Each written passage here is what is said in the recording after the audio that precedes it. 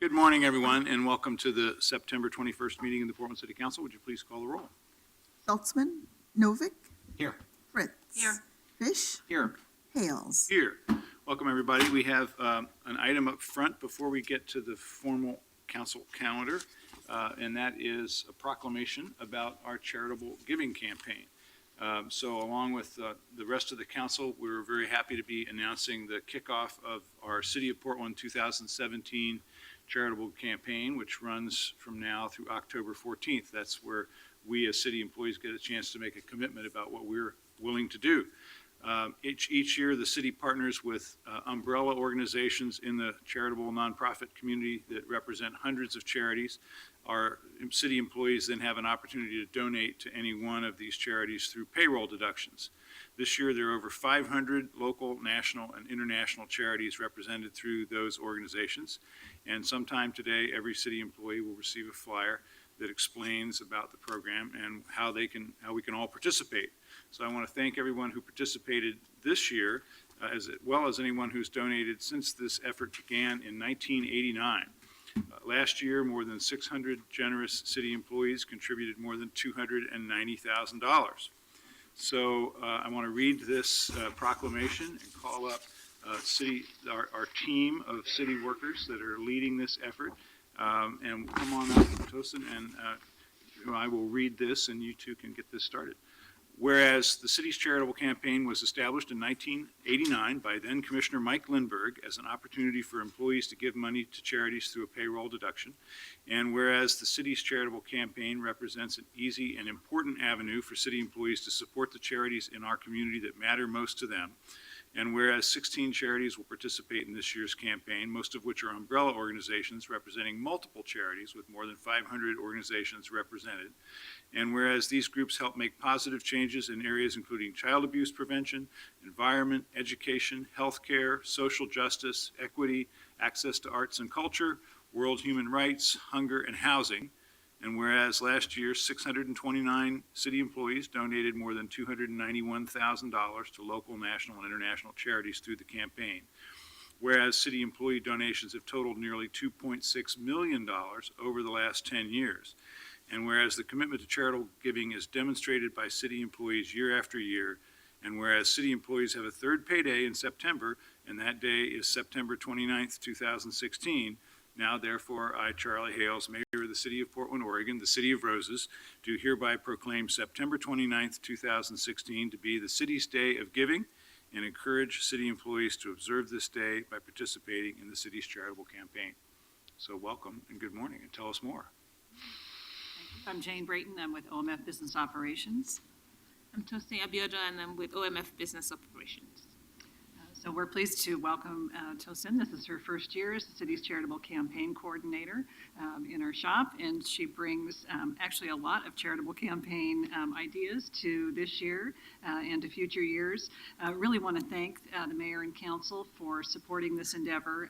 I know that a week ago you heard a presentation about the city being an employer of choice and how important it is to our employees to be with a values-based employer. And I think that this charitable campaign, I can tell from the enthusiasm from our Bureau charity reps, that it really fulfills that for them and does create an avenue for engagement. We also give every Bureau an opportunity to designate a lead. That person gets to communicate with everyone in their Bureau and gets to be part of a citywide program and project. And I could tell from the kickoff as well that they are very enthused with that level of engagement. So we're very proud to work on this campaign and very thankful for the council's support.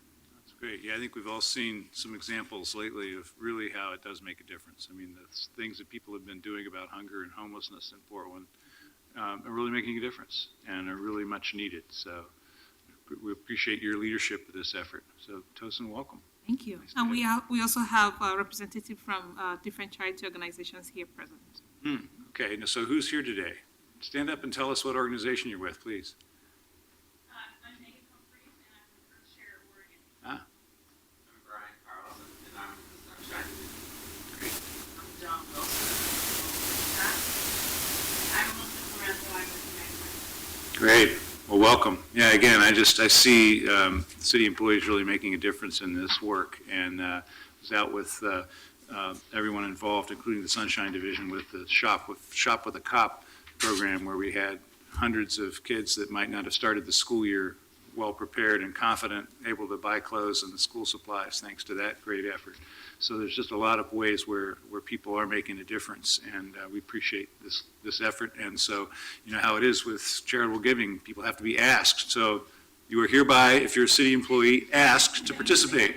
And this won't be the only ask, because there are going to be leads in the bureaus, and Tosin and others are going to be getting the word out. So thank you very much for this work, Tosin. I'll give you the official proclamation. Let's hear it for charitable giving.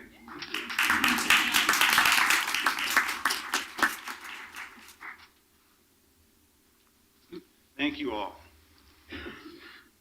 Okay, we should move on to our formal agenda this morning.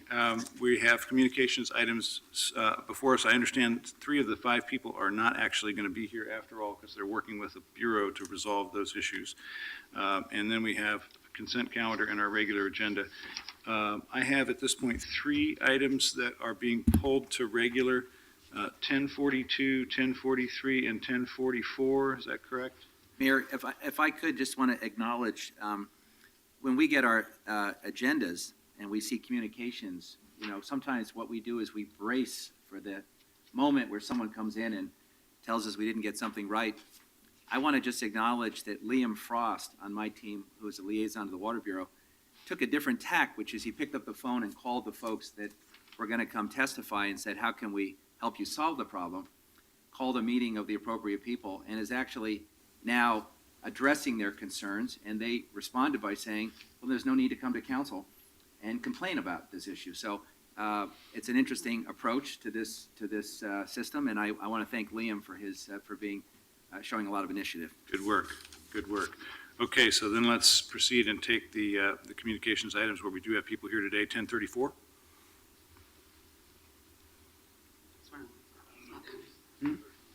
Those are one of the. Oh, I'm sorry, that's one, I thought it was Rights. the other 3, sorry. So let's see, 1035, I mean, 1037. sorry, so it's the first 3, sorry, I thought it was the last 3. Okay, 1037, please. Request of Wayne Wignes to address council regarding Terminal 1 and equitable housing. Good morning, welcome. Thank you. My name is Wayne Wignes.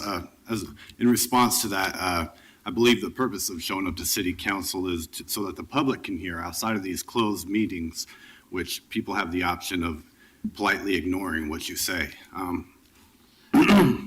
Okay, so using the 2 hands given you to find a night's safety and rest is a natural right. Like it or not, natural rights supersede property-based constitutional rights. Even congregation is a natural right, as finding safety in numbers for a night's rest, gaining access to shared resources, developing a sense of confidence and trust, and yes, even access to mates are all found via the formation of groups. Hundreds of millions of years evolving through group selectivity left us predisposed to form groups for good reason. That's because without any of the aforementioned things, we literally would not be here today. I can't think of a better definition of a need than that. If one is not free to use the 2 hands given them to harvest the resources and land given all of us to congregate and to make for themselves, then yes, homeless are entitled to more than being treated like prisoners in missions. On that note, consider why you pay rent. To me, it means 24/7 access, autonomy, and individual accountability. In missions, however, these things are lacking, so it backfires on everybody. Suddenly, full-grown adults have early curfews. You're told to lay down, shut up, sit still, and wait to get kicked out at 6 a.m. If you backtalk, you'll be kicked out in the cold. Furthermore, missions lack incentive to treat people better because they're receiving their money from individuals and agencies who never have to endure their treatment. Now, being without property is not a crime. Though missions are necessary, what is missing is an effective filter capable of differentiating between those who need help and those who need options. Right now, you have hundreds of day laborers in Portland, and you got many who receive checks from the government, but they'll be the first to tell you that $800 a month isn't going to get them their own individual unit, transportation, and food in this town. I mention all of this because reviewing the Harbor of Hope website, I saw absolutely no mention of autonomy or freedom, and they seem to confuse accountability with subservience. However, I still believe Terminal 1 should go through, even if Homer fails to deliver on his half of the deal financially, I'm just saying dispose of the mission side, keep the affordable housing side, charge rent for a bed, make money off of the problem, and then we'd still come out better off than relying on programs like TPI, where we construct a 7-story building just to give 130 people a year's worth of free rent, few of which even make any good use of it. As a side note, Commissioner Novak, the public right-of-way underneath the Burnside Bridge is being leased to White Stag LCC. I'd questioned the legality of blocking off a public right-of-way with the use of yellow caution tape. People are going to be under that bridge because it's overhead protection from the rain. But we can have them out of the way, or we can have them intruding on a max stop, causing safety hazards and obstructing the use of a public sidewalk. Mayor Hales, bike police are treating Finish your thought, can wrap up because you've used your time. are treating homeless people differently than middle class. Laying in a public park during broad daylight is not a crime, and micromanaging homeless people in this fashion is discrimination. Thanks. Thank you very much, thank you. Okay, let's hear from Mr. Leeson, 1038. Request of Fred Leeson to address council regarding new executive director of the Bosco Milligan Foundation and its Architectural Heritage Center. Good morning. Good morning. Nice to see you again. Fred Leeson, Board President, Architectural Heritage Center and Bosco Milligan Foundation. As you know, our longstanding Executive Director, Kathy Galbraith, whom you probably remember, retired in January. We did the proverbial big search and found a fabulous new Executive Director in Stephanie Whitlock, who comes to us via San Antonio and Chicago. I brought her in this morning because I wanted to introduce her because she will be part of our advocacy efforts, and I'm sure you'll have a chance to hear from her in the future. And I would like to cede my few remaining seconds to Stephanie. Thank you. Well, it's a pleasure to have this opportunity to introduce myself to you, especially here in your beautiful building. 4 months ago, I made the decision to move from Chicago to Portland, leaving the beautiful city to come to another beautiful city. It's a very special place, as you know, in large part because of its historic neighborhoods and its architecturally rich buildings. And also the Architectural Heritage Center is such a special place. It's like any other organization I've known in the country that focuses on architecture. If you haven't been to our space in the West Block building, I invite you to come. We have exhibitions there. We have our walking tours that we use to introduce longtime residents and tourists to the city, to Portland, all in an effort to educate the public about Portland's architecture. So as the city moves forward, I look forward very much to working with you to preserve, to celebrate, and honor Portland's historic architecture, all for the benefit of our economy, our environment, and Portland's sense of place. So thank you very much. Well, thank you, Stephanie, and I want to say, you've probably heard this from your board, but you couldn't have arrived at a more critical time. Yes. The issue of historic preservation at a time where we're growing by 1,000 people a month in this city is at a really critical juncture. And there's work underway that you'll be diving into literally in the next 3 months on our comp plan about whether we incent people to reuse great old buildings or tear them down. About our legislative package, which this council will be developing in the next few months and going to the legislative session that starts in January, about whether people can take their properties off the historic register with the stroke of a pen. So there's big stuff afoot, and we really welcome Bosco Milligan's advocacy and your participation in this stuff, because we've got a chance to get it right and we got a chance to blow it, and we'll be found out about which one it was very quickly, given the market that we're in. Appreciate that. Thank you very much. Thank you. Mayor, could I just Please. ask a question?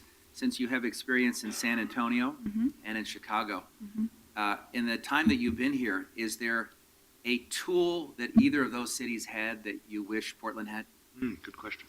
Well, I think that Chicago in particular has explored some very interesting mechanisms for preserving architecture, engaging maybe people you might not normally expect to engage in preservation, for instance, artists. There are numerous artists who are using neighborhood development and revitalization as part of their artistic practice, and helping preserve old buildings and also activate old spaces. There's one artist who's very well nationally, internationally known for doing this, the Astor Gates.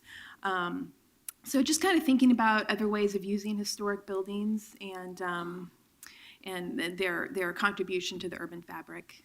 You know, I love that comment because got a briefing the other day on the interim use of the post office site. And PDC is thinking about maybe some plain vanilla artist space and creative space as a low-cost interim. Mm-hmm. But can I give you your first assignment? Sure. Because we've had a big debate on this council and a passionate debate about the future of Memorial Coliseum, now called Veterans Memorial Coliseum. And I don't know where the lineup is going to be starting January, but we have been historically divided and with lots of passion around that issue. And I would love in the next couple of years to come up with a plan to once and for all preserve it and find a new use for it that allows us to generate the revenue to maintain it in the quality that it deserves. And you're going to have a million things on your plate, but I know a number of us in the council will welcome your guidance on how we can thread that needle. Well, even before I got here, I heard about the Memorial Coliseum, and it was on my radar. In fact, I know the daughter of the original architect from SOM. So that sounds great. I love that idea. Thank you. Thanks so much. You're not going to lack for work. Yeah. Thank you. Welcome. Thank you, Fred, for doing Thank this. Okay, let's move, please, to our consent calendar. Again, there are three items that I mentioned earlier, 1042, 43, and 44, that have been pulled to regular. Any others? Okay, then let's take a vote, please, on the balance of the consent calendar. Novick, Aye. Fritz. Aye. Fish. Aye. Hales. Aye. Okay, time certain, 10:39. Initiate foreclosure action on 4 properties for the collection of delinquent city liens. Well, I'm very pleased to have this team coming forward because the good work is continuing. 4 more houses here today, moving towards foreclosure. We did 5 on June 15th, as you'll remember, and that means now we've processed the first 9 houses in a very long time, since 1965. So I want to thank the Auditor's Office, the Bureau of Development Services, the Police Bureau, ONI, and the City Attorney's Office for their continued work with Chad Stover and Zach Klonoski in my office to get this work done and get this work underway. As I mentioned the other day in council, I was back out at Lentz School for something completely unrelated to this, but of course there's a house right across the street from Lentz School that's been boarded up and toxic for the neighborhood that we visited when we launched this effort. And then right down at the corner of 97th and Holgate are 2 more. You know, the effect on neighborhood livability that this long-standing problem has is huge. And I just want to appreciate this team and the work that you're doing. So please take it away and tell us about the houses that are before us this morning. Good morning, Sarah Landis, City Auditor's Office. With me are Mike Liefeld, the Enforcement Program Manager from Bureau of Development Services, and Marco Maciel, who's the Foreclosure Program Manager in the Auditor's Office.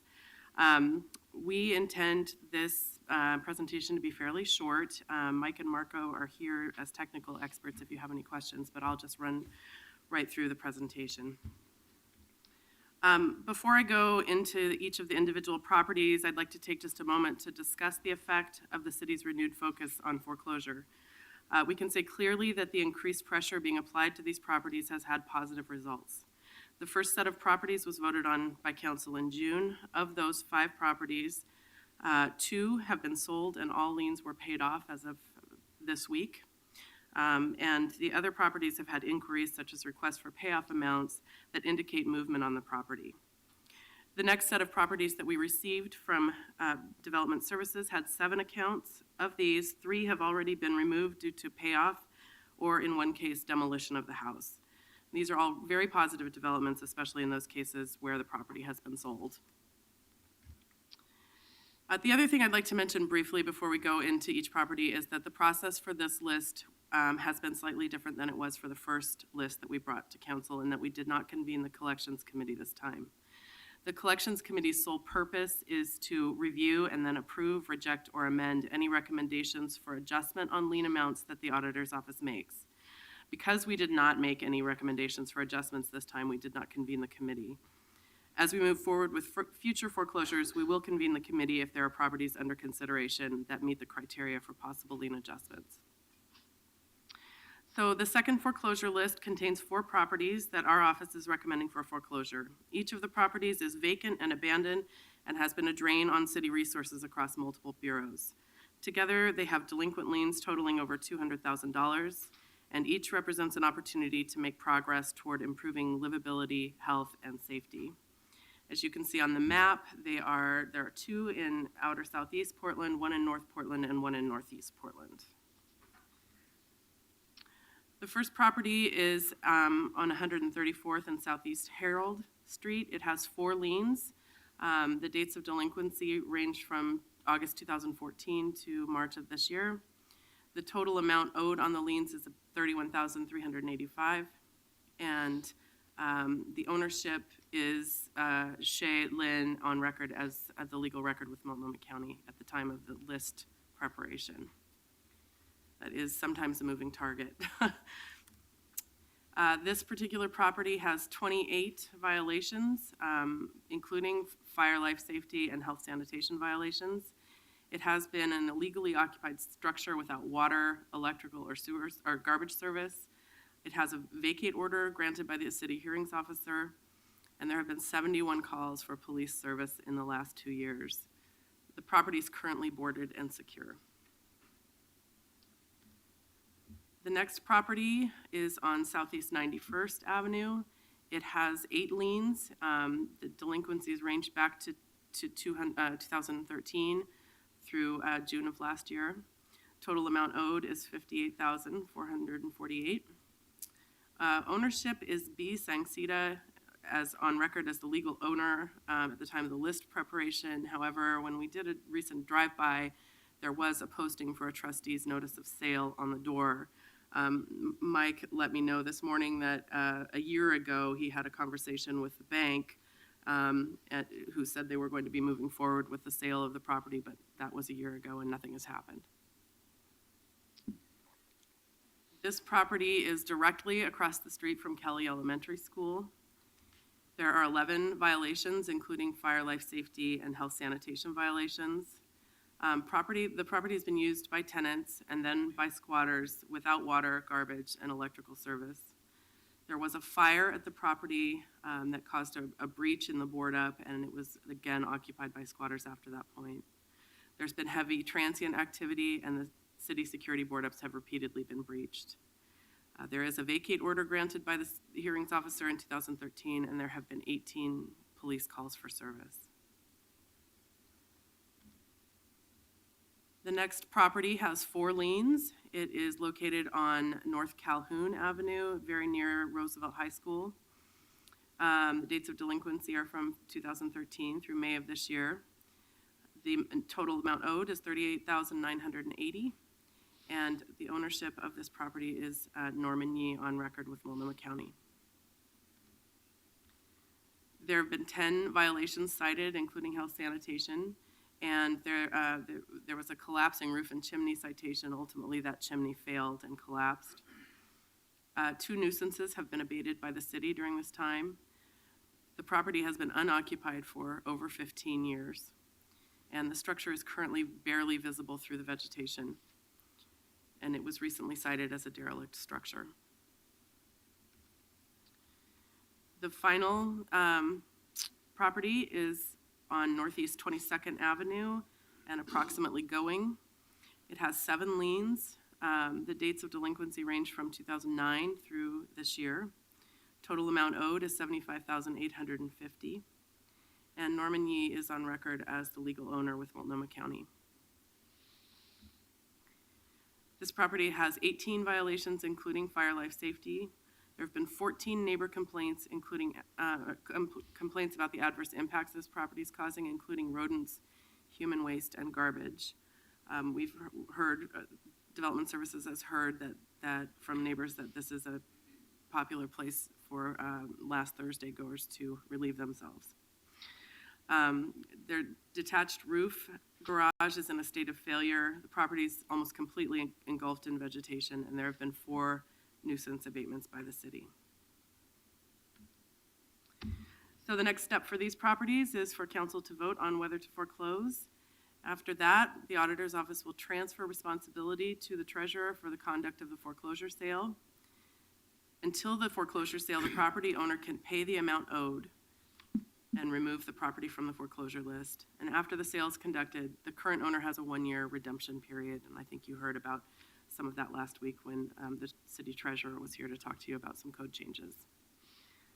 So that is the extent of our presentation, and we're happy to take questions if you have any.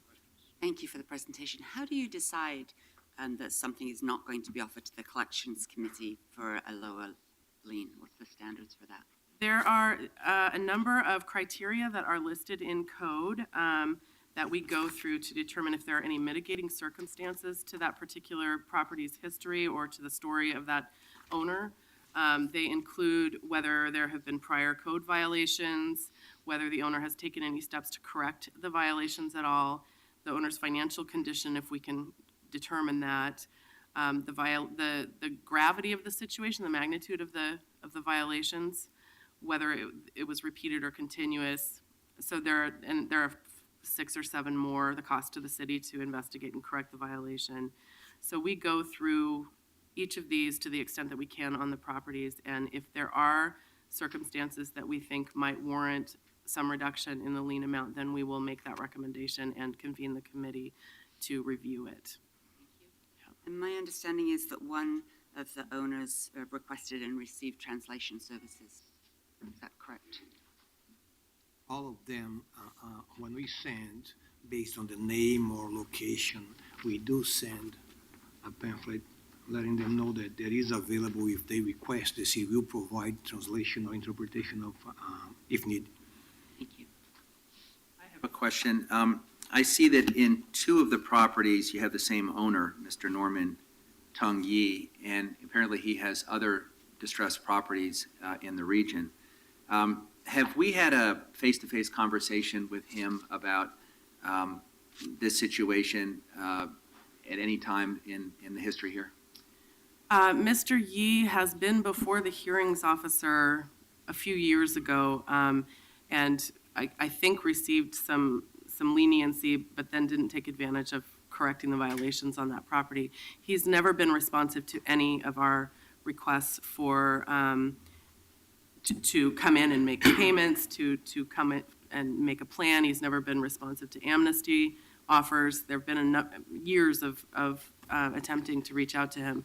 The 2 properties from the first list that sold as of this last week belong to Mr. Yi. So he has sold those 2 properties from the first list.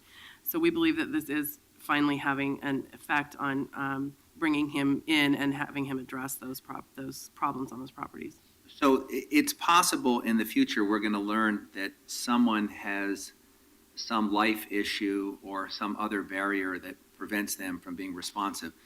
My understanding with Mr. Yi is that he has a well-documented history of playing the game and playing the system.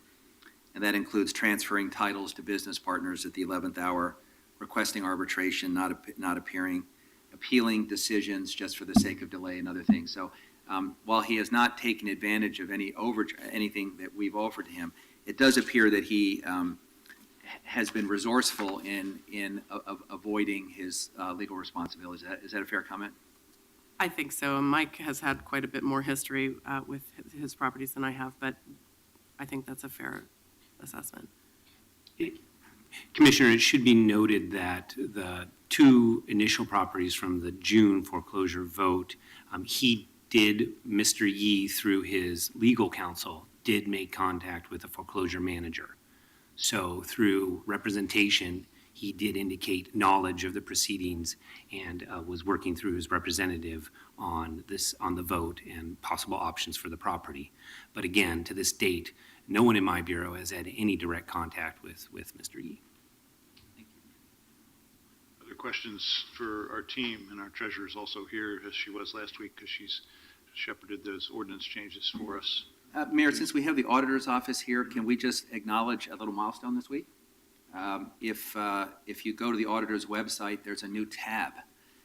And I sent a little note to the auditor yesterday. As of yesterday, political consultants, and their reports show up as a tab on the auditor's report.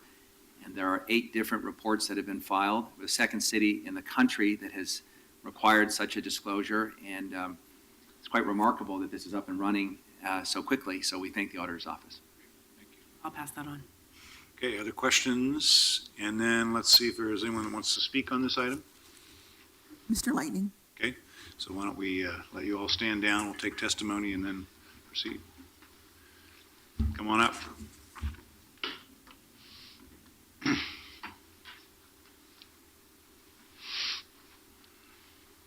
Morning. Yes, my name is Lightning. I represent Lightning Watchdog PDX. I feel I was one of the most outspoken people during public communication on surplus properties. Also, I'm going to be that on the foreclosures.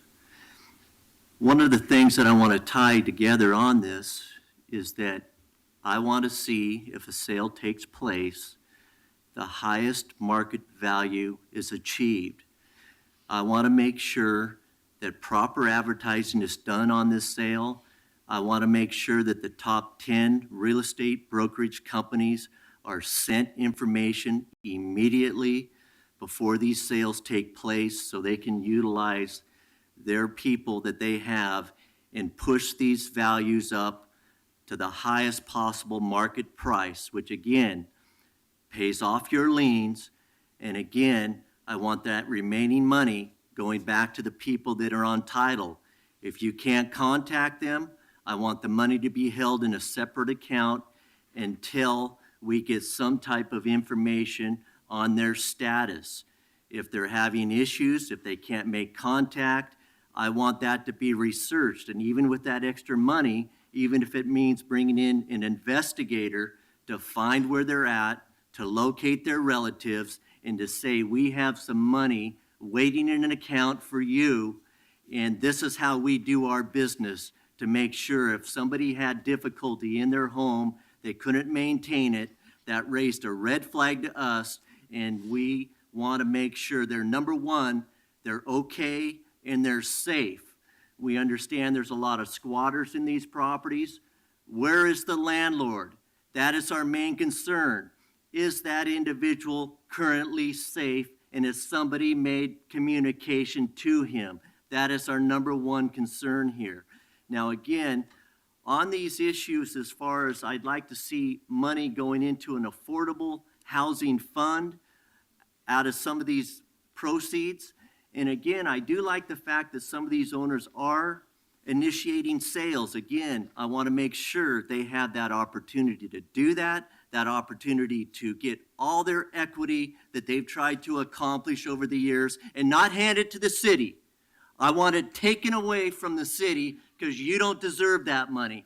These property owners deserve their equity. These property owners are entitled to their equity, and I will not stand by and watch the city of Portland try to take the equity from people that may not be able to maintain their properties. Senior citizens, people with mental illness. And by the way, if you look at the numbers on here, look at the last names on all these foreclosures. Let's see, Lynn, Yee. Let's go down the list. If somebody doesn't see this might be out of place, I think it's out of place. Are we targeting certain people in this city and running nuisance liens up to run them out of their neighborhoods? I'm going to be watching this very close and looking at the last names on these lists and wonder why we have so many people with names like that on this list at the top of these foreclosure lists with the highest nuisance liens on their properties, and we can't find them in the neighborhoods. So I'll be watching this very close. Do not take their equity. Treat them right. Only get your liens. Get them the highest possible market price, and do not transfer these properties to the city, because that will be considered a conflict of interest, and I can assure you, you'll be stopped on that. Thank you. Thank you. Okay, anyone else? All right, thanks. Now, this ordinance is not an emergency ordinance. Is there any interest on the council in adding one? I think I'd be more comfortable actually just leaving it as, Okay. since it is a foreclosure. All right, so it will come back for second reading next week. And again, I want to thank the staff that are working on this. I appreciate the fact that we're sending a message to banks and speculators that if you let your house become a nuisance for the neighborhood and you have 71 police calls, that you've crossed a line about property rights versus property responsibilities, and that we are going to come after you. And I appreciate the fact that we are focusing on houses that are vacant, abandoned, and have this kind of unacceptably long record of deterioration and problems for their neighbors. So this focused effort is really starting to solve an egregious and unacceptable problem in a city that has a housing crisis. And I again want to thank the staff that's working on it. This will come back for second reading next week. Okay, let's move on to the rest of the, let's move on to the pulled items if we're ready. I'm going to do those next. I think we are ready. Let's do 1042, please. Join leading cities across the country that are using data and evidence to improve results for their residents as part of the Bloomberg Foundation What Works Cities initiative, and commit to carry out activities through the partnership of bureaus across the city. Well, I appreciate this team, and I appreciate Mike Bloomberg. He gave some advice, by the way, to mayors or people that want to be mayors, which I didn't take, and very few have, which is make your first $1 billion before you run for mayor. But I appreciate the fact that after he served as mayor, he and his philanthropic organization have continued to try to help cities do their work better. And that's why this is a great opportunity. So Shannon, please take it away. Will do. Thanks for having us here today. I'm Shannon Carney. I'm the Performance Management Analyst for the City Budget Office. And today I'm joined by my What Works Cities Initiative co-leads, Kevin Martin, Tech Services and Smart Cities Director from Bureau of Planning and Sustainability, and Katie Shifley, Assistant Financial Analyst with City Budget Office. So we are here today to celebrate. We're here to celebrate for Portland to join leading cities across the country that are also increasing their use of data and evidence to improve results for their residents as part of this What Works Cities initiative. What Works Cities is a national initiative with the goal of helping 100 mid-sized American cities enhance their use of data and evidence to increase citizen engagement, make government more effective, and ultimately improve the lives of residents. The initiative, which, as the mayor mentioned, was launched by the Bloomberg Philanthropies back in April 2015. Today, it works with 39 cities around the country. So with the adoption of this resolution, over the next 4 to 6 months, Portland should be working with What Works Cities technical partners to advance our city's practices in 3 areas. The first is to enhance our foundation of open data. The second is to increase the results from our existing performance management program. And the third is to introduce a new behavioral insight and program evaluation program that will have the benefit of helping us improve our programs and services. In short, this work will transform the ability of city bureaus to work collaboratively across silos and with the Portland community. This initiative will also provide a national platform to showcase our efforts as a city that are at the forefront of the nation in terms of implementing smart city technologies and advancing our innovative policy solutions. Our participation in the initiative will solidify our position as a city that leads the nation in these areas and will enable us to take more advantage of regional and national opportunities as they come along. As part of What Works Cities, Portland will join a growing network of active mid-sized cities from every region of the country. These cities include Seattle, San Francisco, San Jose, Denver, Las Vegas, Kansas City, I could go on, as well as our next door neighbor, Gresham. These cities seek to address common challenges as ours. They're also looking to implement data-driven policies and practices, evaluate their program outcomes, and share the insights from their work. As a more concrete example of something that's coming up, Portland is actually planning on sending not 1 but 3 staff members, staff from the city of Portland and the Joint Office of Homeless Services up to Seattle next week to learn more about Seattle's data-driven procurement policies and how they have improved homeless services in that realm. So that's just one example of how the partnership will help us apply cutting-edge administrative practices and ensure that these benefits lift the entire community. So before I hand it over to my co-leads, I do want to say a few words about the people that have helped us get to this point. This is a very competitive technical assistance grant, and we've had a whole team working on moving us to this point. So last February, on behalf of the mayor's office, the city budget office submitted a statement of interest to participate in the initiative. Importantly, the application was submitted together with a letter of support signed by mayor and commissioners. As we've moved through each stage of this application process, the City Budget Office has been delighted to find support and willingness to help from directors and executive staff across the city that have taken time out of their schedules to advance this application. Several of those submitted an extensive application on our city's current use of data and evidence, and many more attended an on-site workshop where Bureau and city leaders came to agreement that the practices supported by this initiative would help us work more collaboratively and achieve our goals. I think it may have been Mayor Hale's impassioned opening remarks of that session that really put our application over the top. And finally, credit is due to many others beyond this table. We've got a great team, particularly at the Budget Office, that has supported this every step of the way. I want to give a special thanks to Jane Marie Ford, another member of the Budget Office, and our Hatfield Fellow, Alexis Estevez. They've been there every step. Above all, sincere thanks to City Budget Director Andrew Scott. His unwavering commitment and guidance in this process has been essential to our success. We couldn't have done it without him. So, with the passage of this resolution and an administrative ordinance to follow next week, we'll officially begin the work with our technical partners as outlined in the work plan in Exhibit A of this resolution. Achieving the open data performance management and program evaluation deliverables with support from our technical partners will be a collaborative effort across the city. Our plan is for the City Budget Office and for the Bureau of Planning and Sustainability to coordinate these efforts and lead the efforts, but other City of Portland bureaus will provide the inputs required to achieve the deliverables for the duration of the projects. So with that, I'll turn it over to Kevin Martin for a few words around open data. Actually, could I just first ask a question? Why does this not have any financial implications? When you say we're doing the application, but it doesn't seem like, what are we getting from the Bloomberg Foundation? Right, great question. So they are supplying technical assistance partners. So it's essentially, the Bloomberg Foundation is part of this it's a $42 million 3-year initiative. And with that money, they are funding the partners that we'll be working with to work on open data, improve performance management, and then introduce these program evaluation frameworks. So they're providing the partners that we work with. So how are we freeing up the staff to work on this? That's a good question. I mean, we've been adding it to our essentially our work plans. Within the City Budget Office, we've been managing most of the application process in conjunction with, as I mentioned, assistance from other members of the city staff. I think, for us, it helps us advance our mission, both from our bureau and we think as the city, with the City Budget Office's mission to provide unfiltered information and analysis to decision makers and to council and the public.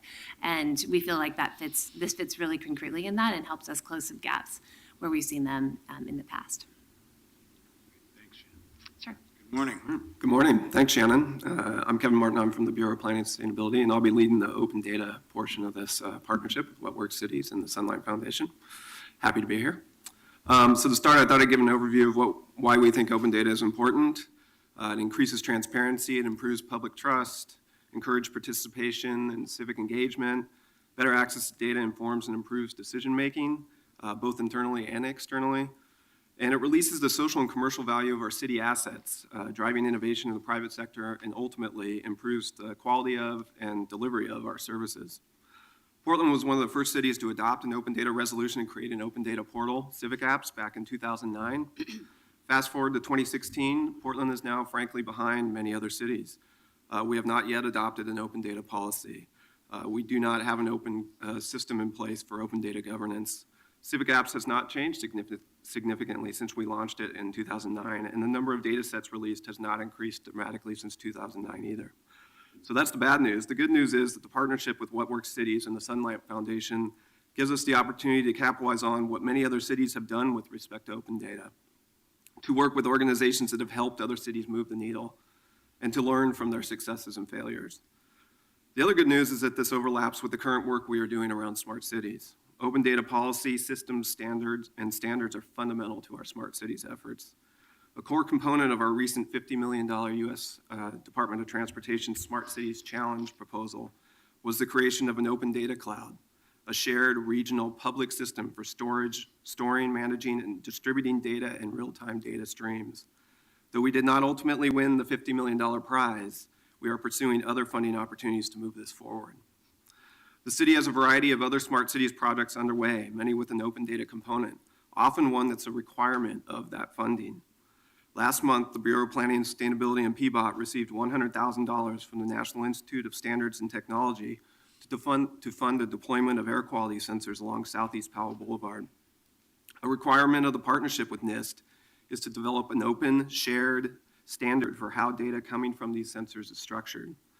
Portland State University has received another $200,000 from the National Science Foundation to support this effort and to develop an open system for managing the data. Central to much of this work is the goal of establishing open standards around how data is structured and delivered, an area where the Portland region has a demonstrated expertise. For example, the creation by TriMet and Google of a standard for how real-time transit schedule information is structured and used by app developers that has been adopted by thousands of transit agencies around the world. Development of these types of open standards has the potential to put Portland at the forefront of the international conversation about communication between civic infrastructure and non-city systems, allowing, for example, connected and autonomous vehicles to communicate in real time with traffic signals in a consistent way that works the same in Portland as it does in Seattle, Tel Aviv, London, and Singapore. The opportunities that will come our way in the next 10 years are very exciting, and we'd love to see Portland lead the way. This partnership with What Works Cities is an opportunity to do so. With that, I'll pass it back to Shannon to talk about performance measurement. Okay, thanks. So in addition to open data, we'll be working with these partners on performance management. So that's over the next four to 6 months. We'll build upon our efforts over the last several years to heighten the focus on performance and bring the results of our programs and services into budget decision-making and other types of management decision-making. For this work stream, we'll be working with the technical partner Government Center for Excellence from Johns Hopkins University. So the main areas of work, first, we'll utilize best practices from across the country to improve the city's underlying performance management fundamentals and expand opportunities for analysis in areas such as the Gator sessions, government accountability, transparency, and results management sessions. So opportunities for analysis to support that type of management tool by sourcing data from the shared open data platform.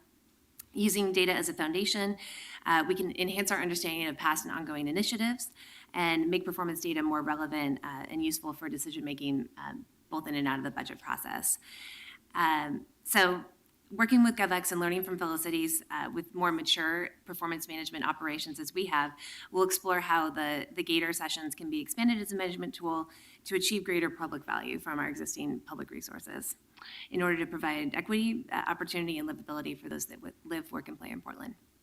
So those are pretty high-level comments, but I want to leave some time for Katie to talk about the program evaluation component of the work. Thanks. Yes, my name is Katie Scheifling with the City Budget Office, and as Shannon mentioned, our third work stream with What Works Cities will be around low-cost program evaluation. Our expert partner for this work is the Behavioral Insights team, who we are very excited about working with. You may have heard of the Behavioral Insights team as they became quite famous in the UK a number of years ago for being one of the first organizations to really incorporate behavioral economics into public programs. They do this by drawing on ideas from the behavioral science literature to redesign public services around the margins. These redesigns or interventions are then put through randomized controlled trial testing before they're scaled up, which enables us to understand what works and, just as importantly, what does not work. Now, through the What Works Cities initiative, the Behavioral Insights team is helping cities across the country apply a behavioral economics framework to city programs. The Behavioral Insights team has already helped other What Works cities launch over 10 randomized controlled trials across the country. These are often very simple experiments, always low cost, but the results can sometimes be dramatic. One example out of Louisville, Kentucky, involved slightly changing the wording on letters to residents, encouraging them to pay their parking tickets before they incur additional fines. Using very simple A/B testing, the Behavioral Insights team in Louisville found that this intervention increased by more than 10% the likelihood that a resident would pay down their parking tickets within 30 days. It's estimated that this slight intervention will generate an additional $100,000 of revenue for the city each year. I have to say, I'm excited about that. Yeah. Have we shared that language with PBOT yet? I'm sorry? Has the Bureau of Transportation seen that language yet? I don't think so, no. No, that would be great. Okay. I hope we'll share it with them. Well, actually, let's go one step further because, I'm delighted to hear that, and I'm not surprised. that wordsmithing and how you engage a customer has an impact on behavior.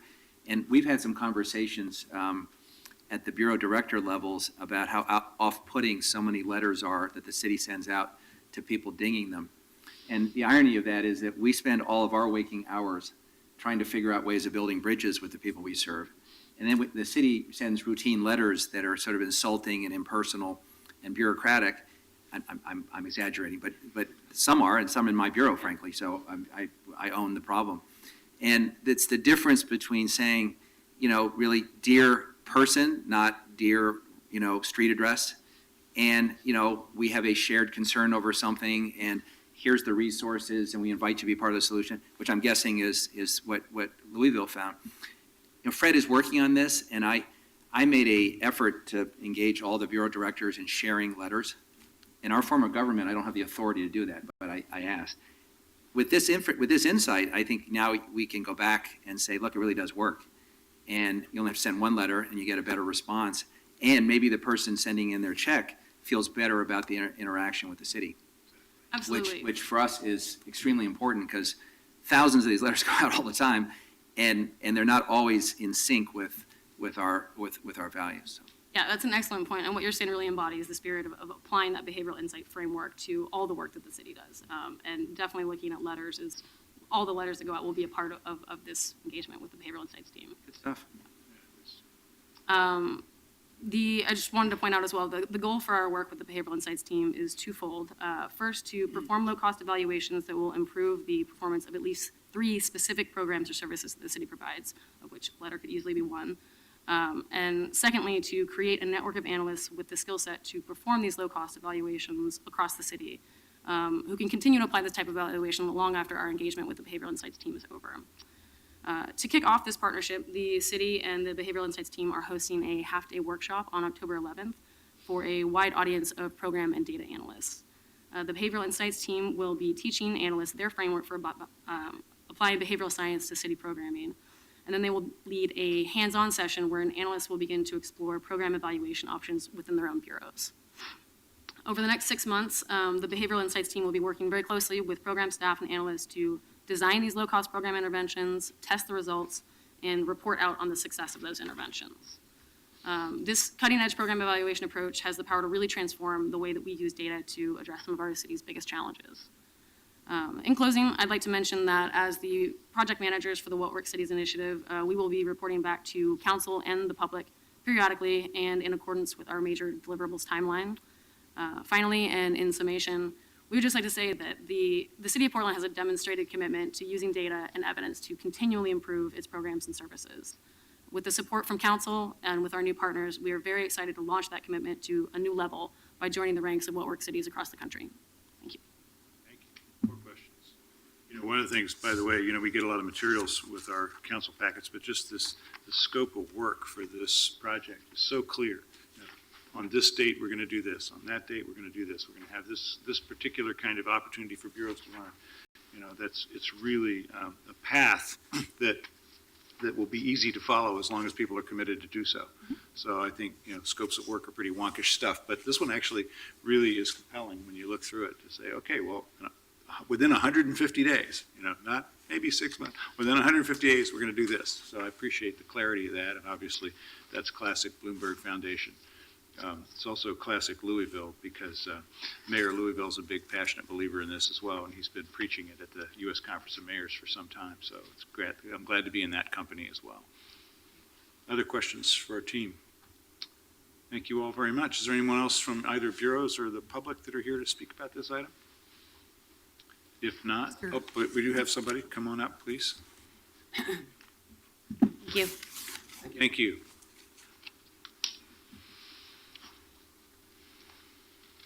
Good morning.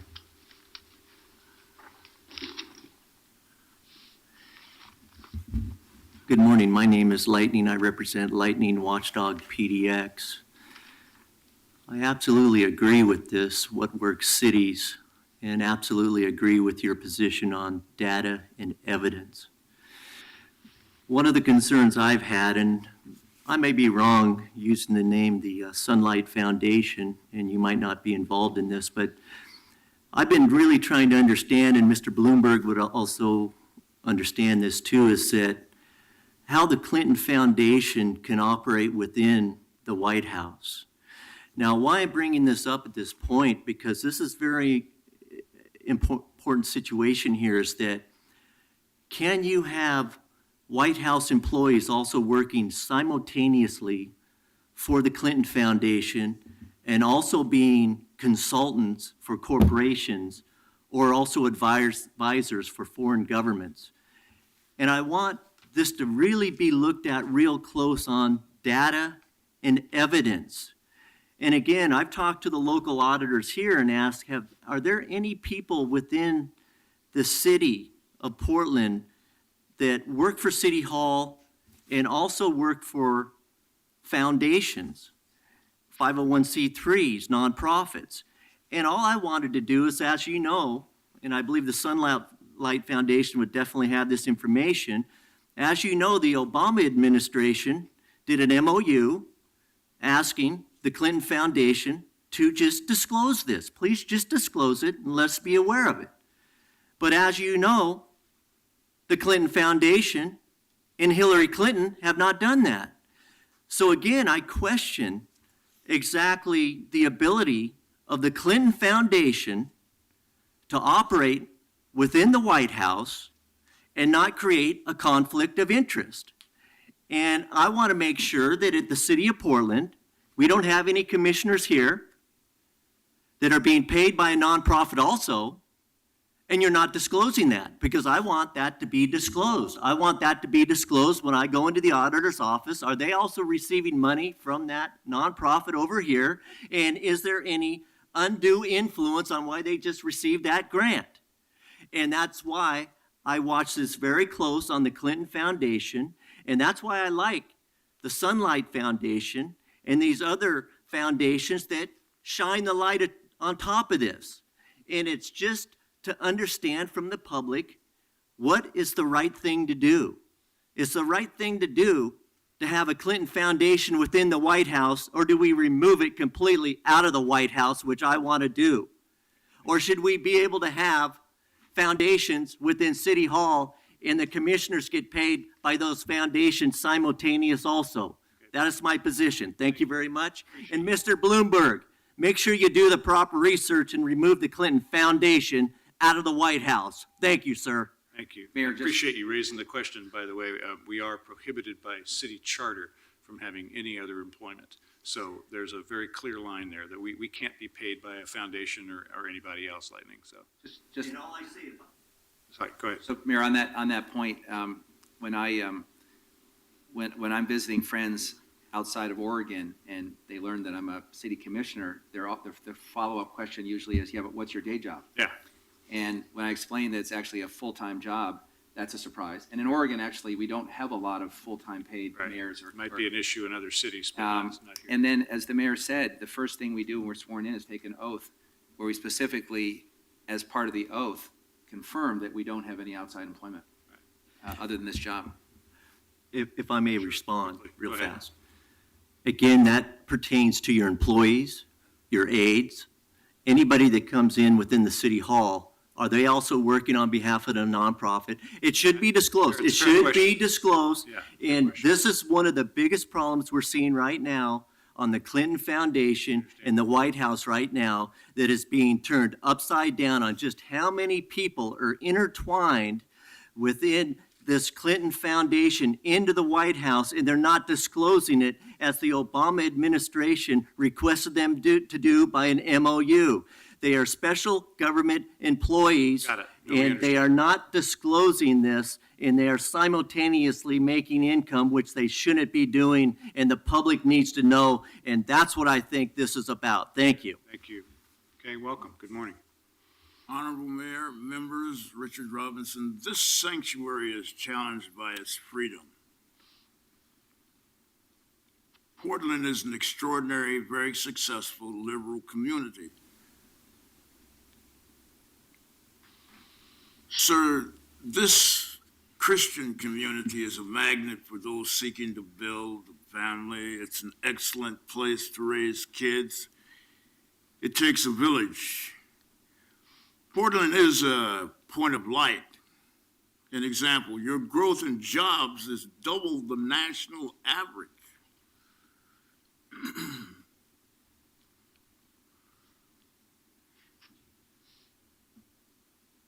Portland's most salient point is its future.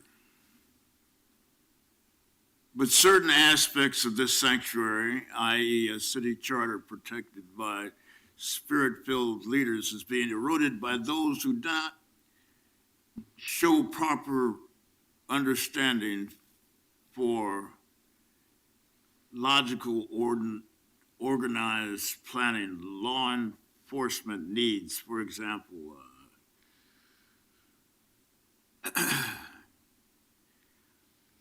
That is a lack Bud Clark saw when he hired Lee Brown to police this burgeoning megalopolis.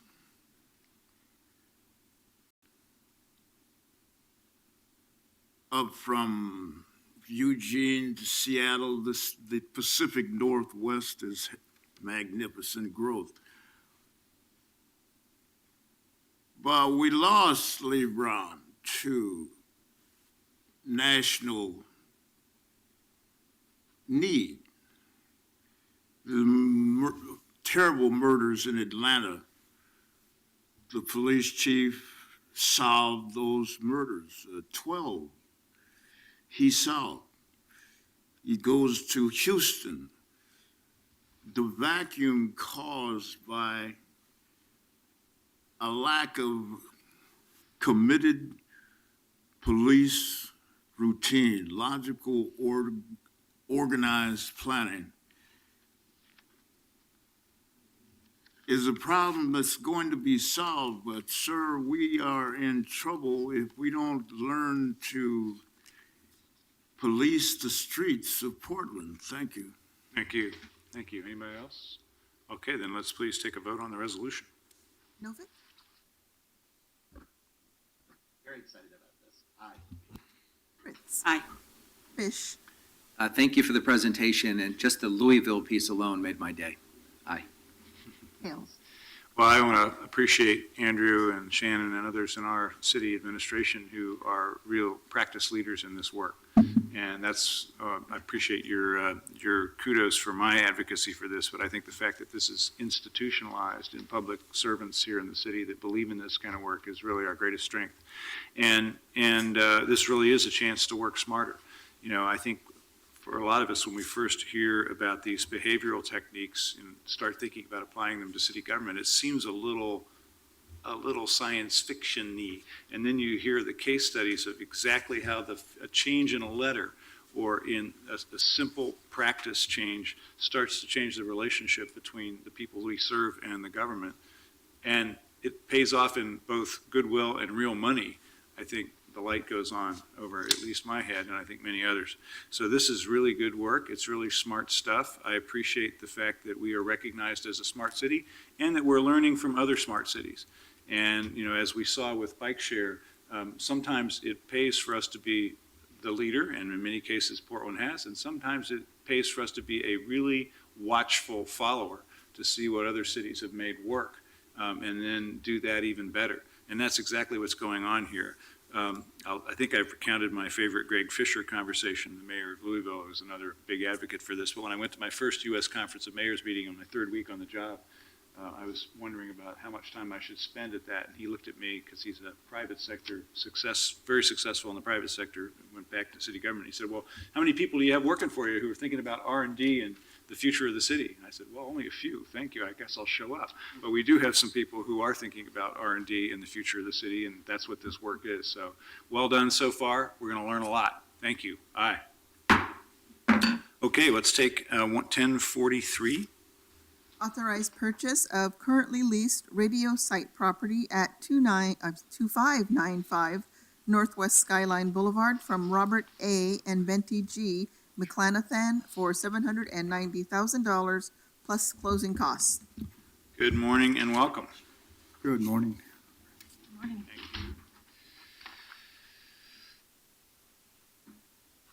Okay, so tell us about this. We've been leasing this property and now you propose to buy it, correct? Correct. The current owner has put it up for sale. And to continue, we feel that sale of the property, it could be repurposed for different, either develop the land or someone takes a different course and turns it into a broadcast facility versus a land mobile radio facility, which doesn't lend well to public safety communications. Could you please identify yourself for the record? Oh, I'm sorry. Greg Licati, City of Portland, BTS Communications. Other issues you want to raise about this, or I know you're here for questions, but. Manager for the Office of Management and Finance, and I'm assisting the BTS with this acquisition, the negotiations, the purchase and sale agreement, paperwork, and the due diligence. So as part of the due diligence, we did have an appraisal performed, and the results of that came in at $850,000, and the sales price for this property is $790,000. So. Thank you. Yeah, this is pulled off because of the dollar amount, not because I think there was any council questions about it. So, any questions for our team? Thank you very much. Thank you. Public testimony, come on up.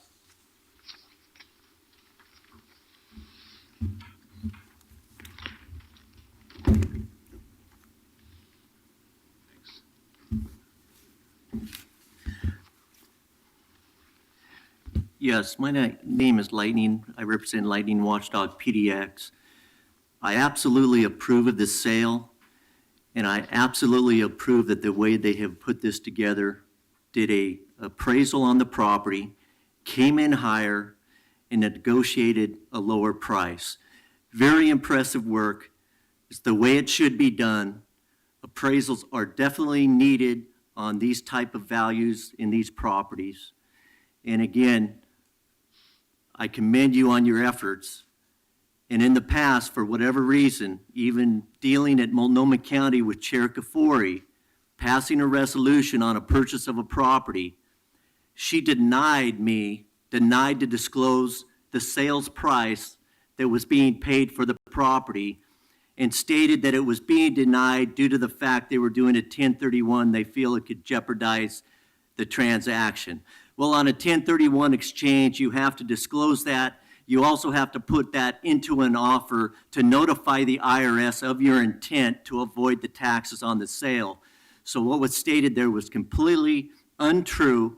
And again, for a chair or anyone, a public official, to deny to give you the sales price on a property that needs to be approved on a resolution and the public to be denied that price is, I don't even have words for it at this point. Again, I commend the people on this transaction. Very well done. Thank you. Thank you. Okay. We'll need Commissioner Novick back because it's an emergency item. So let's hear the other one, 1044, and then we'll go back to 1043 for a vote. Would you read that one, please? 1044, authorize a contract with the lowest responsive bidder and provide payment for the 1900 building hearings room 2500 remodel project for an estimated $800,000. Yeah, and this was again pulled off because of the dollar amount. So if there are no council questions, is there anyone who wants to speak on this item? Okay, so we're going to set both of those over until Commissioner Novick returns, and we'll take a roll call vote on them when he is here. Let's move then, please, to item 1049. Accept a grant in the amount of $465,810 and appropriate $345,429 for fiscal year 2016-17 from the U.S. Department of Justice, Office of Justice Programs, Bureau of Justice Assistance, fiscal year 2016, Edward Byrne Memorial Justice Assistance Grant Program to assist the Portland Metropolitan Area law enforcement and criminal justice community to prevent and reduce crime and violence. Good morning. Good morning, Commissioners. My name is Bob Delgazy, Business Operations Manager for Portland Police Bureau.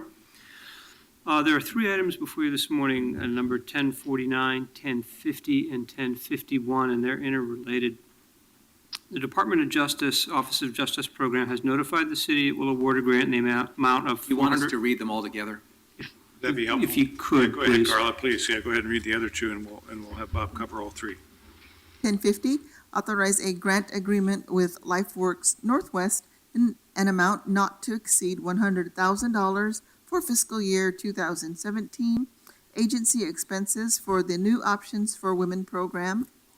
1051, authorize a grant agreement with LifeWorks Northwest for the use of U.S. Department of Justice, Office of Justice Programs, Bureau of Justice Assistance Grant Program, funds for agency personnel expenses for the New Options for Women program, not to exceed $110,000. Thank you. So the $465,810 grant has no match requirement, and it's allocated as follows. The City of Portland will receive $220,291. Multnomah County will receive $173,088, and the City of Gresham will receive $72,431. Intergovernmental agreements have been executed with Multnomah County and the City of Gresham in order to obligate agency roles and responsibilities.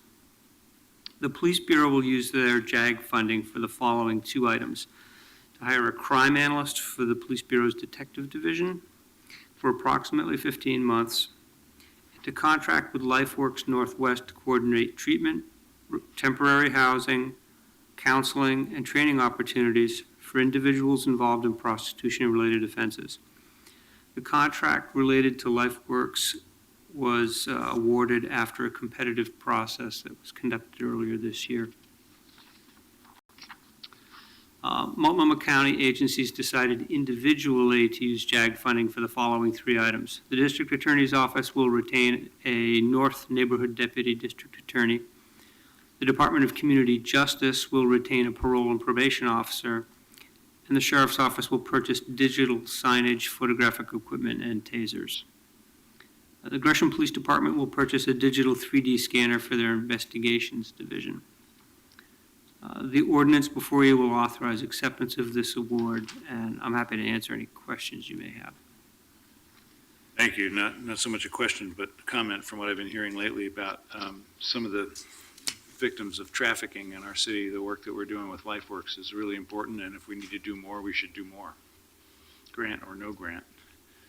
This some pretty egregious stuff out there right now. Questions for Bob? There are other folks from the Bureau here as well. Thank you very much. Thank you. Does anyone want to speak on these items? Any of the three? Okay, now we've lost Commissioner Fritz, so we have some I think Mr. Robinson wanted to say something. Oh, did he? Do you want to speak on this? So please come on up. Maybe we could get the Sergeant at Arms to make sure we have we Chase down maintain our- a working quorum for chase these down votes. our I think quorum so we Mayor's can losing do- some control over this. I meeting. am losing control terribly here. Come on up, sir. Good morning. Thank you, sir. Because of growing homelessness and the increasing cold weather, Wapato is being envisioned a comprehensive solution. But in the interim, you have a warehouse which will serve as a very effective temporary shelter as you plan long range, a comprehensive treatment service to end the revolving door mentality, the revolving door mindset that many seem to be trapped hopelessly in. Give them a place to sleep, kick them into the street, give them something to eat that night, a bowl of oatmeal in the morning. I've seen it all over the country. In San Francisco, sir, Willie Brown, working for Dianne Feinstein in 1978 after the murders of Moscone and Milk, they built a community awareness treatment service with a mobile assistance patrol. They saved 200 lives per year. So here, Wapato seems to be ideally situated, removing the cells, putting in a human environment where psychiatrists, psychologists, social workers,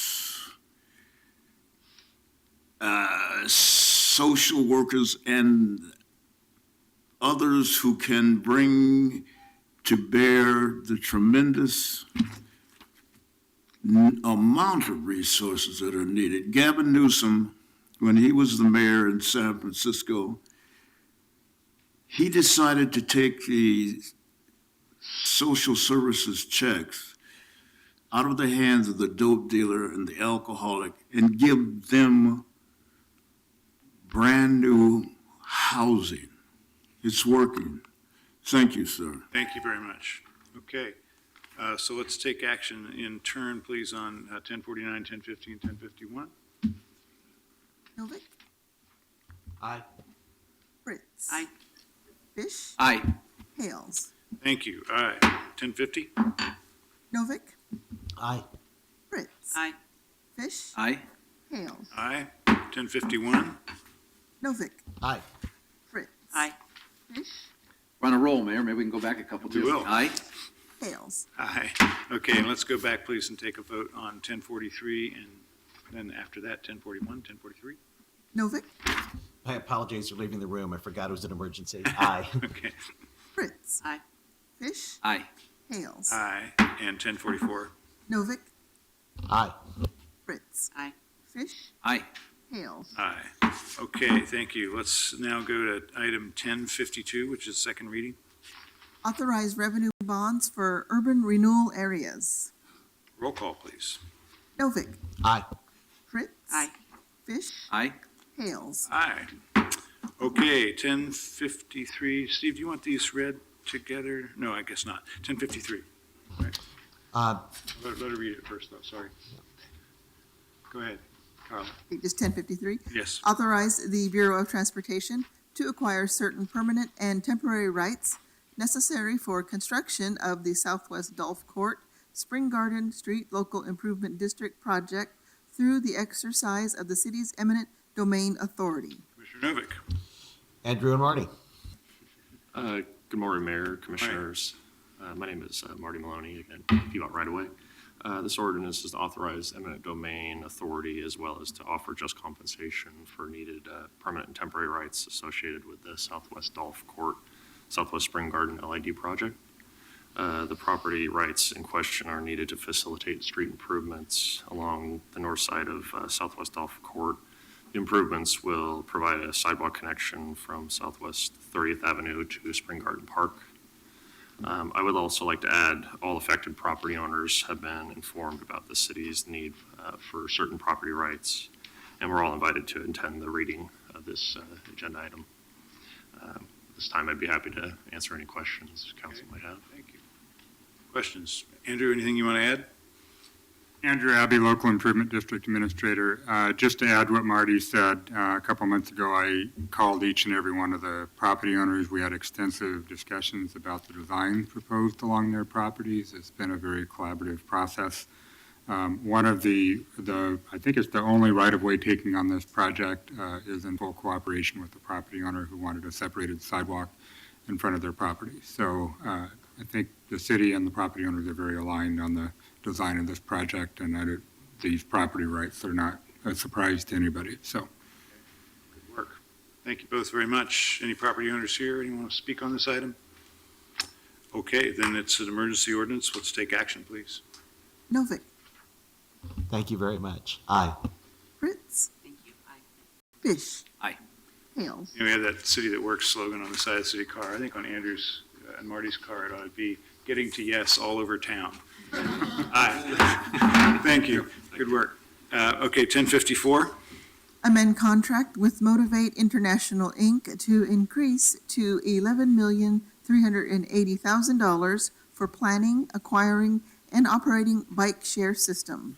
Commissioner Novick. Colleagues, this is kind of a ministerial thing, but allows us to give an update on the Biketown system. This increases the contract value for the system, allowing PBOT to pay Motivate for the day-to-day operation of the enhanced system. Other than increasing the contract value, the ordinance makes no change to the contract approved by City Council in December 2015. And I'm going to turn it over first to Margie Bradway and Steve Hoyt Macbeth to go over the ordinance, and then I'd like to, with your indulgence, have a short presentation from Dorothy Mitchell from Motivate, the operator of Biketown, regarding the first 2 months of Biketown's operation. Excellent, thank you. Good morning. Good morning. Hi, my name is Margie Bradway. I'm the Active Transportation and Safety Division Manager. I think it's relevant that there was just a presentation on smart cities and behavioral change, because I think that's exactly what we've seen with Biketown. But before we get into kind of an update on the operations of Biketown, I want to speak to the action that you're taking today. So on December 23rd, 2015, this body approved the contract that we currently have with Motivate, which Dorothy is the general manager for the Portland office. We came back to you on June 1st, 2016, and asked for amendment to our procurement authority, $3.75 million, and that was for the purchase of the capital. Today, we're coming back to you again, asking for procurement authority that has to do with the operations of the bikes. So we're asking for an increase of contract value of $7.63 million, which covers the day-to-day operations as well as work on the bike wraps themselves. And if you have questions on what the day-to-day operations cost, I'm happy to answer that, or Dorothy can speak to that. For clarity, I just want to make sure that it's on the record that all of this money is paid by sponsorship and revenue user fees. There are no city dollars used, and the increased contract value covers the 3-year term of the Motivate contract. Any questions on that item? I just have a question. Yeah, obviously, it's been very successful. Does Motivate get all the revenue, or is there any revenue sharing with the city if it turns out it's more profitable than we thought it would be? How the contract works is that when full cost recovery happens after a full year, there is a 40-60 revenue split, but it'll take at least 2, if not 3 years to start getting into that revenue split after the launch, which is typical for most bike share systems. Thank you for asking. Good, seems fair. Okay. Good morning. Good morning. Thank you. Thank you, Margie. My name is Steve Hoyt Macbeth with the Portland Bureau of Transportation. I'm the Biketown project manager. So it was just a little over 2 months ago that Mayor Hales, Transportation Commissioner Novick, Commissioner Fish joined with leaders from Nike, from institutional leaders and businesses and everyday Portlanders to celebrate the launch of Biketown. So myself and Dorothy Mitchell from Motivate wanted to just give a quick presentation to show you where we've been, and we're really happy with the success that we've seen so far. So as you may know, this Biketown is composed of 1,000 bikes, 100 stations in just about a 9 square mile area. We launched on July 19th of this year. So far, the response that we've had from Portlanders and visitors has been very enthusiastic. We've had over 100,000 trips in that 2 months of operation. 236,000 miles ridden on Biketown bikes. And I know that Commissioner Novick, when he became the Transportation Commissioner, mentioned healthcare and active transportation in the same breath. And I think this is worth noting. That's 85 times across the United States is how much. By the way, I can't fault you for highlighting the First Lady in this picture. But I would like to just comment that if you look just in the background with the little sneaker behind her, that's Commissioner Nick Fish, fully obscured.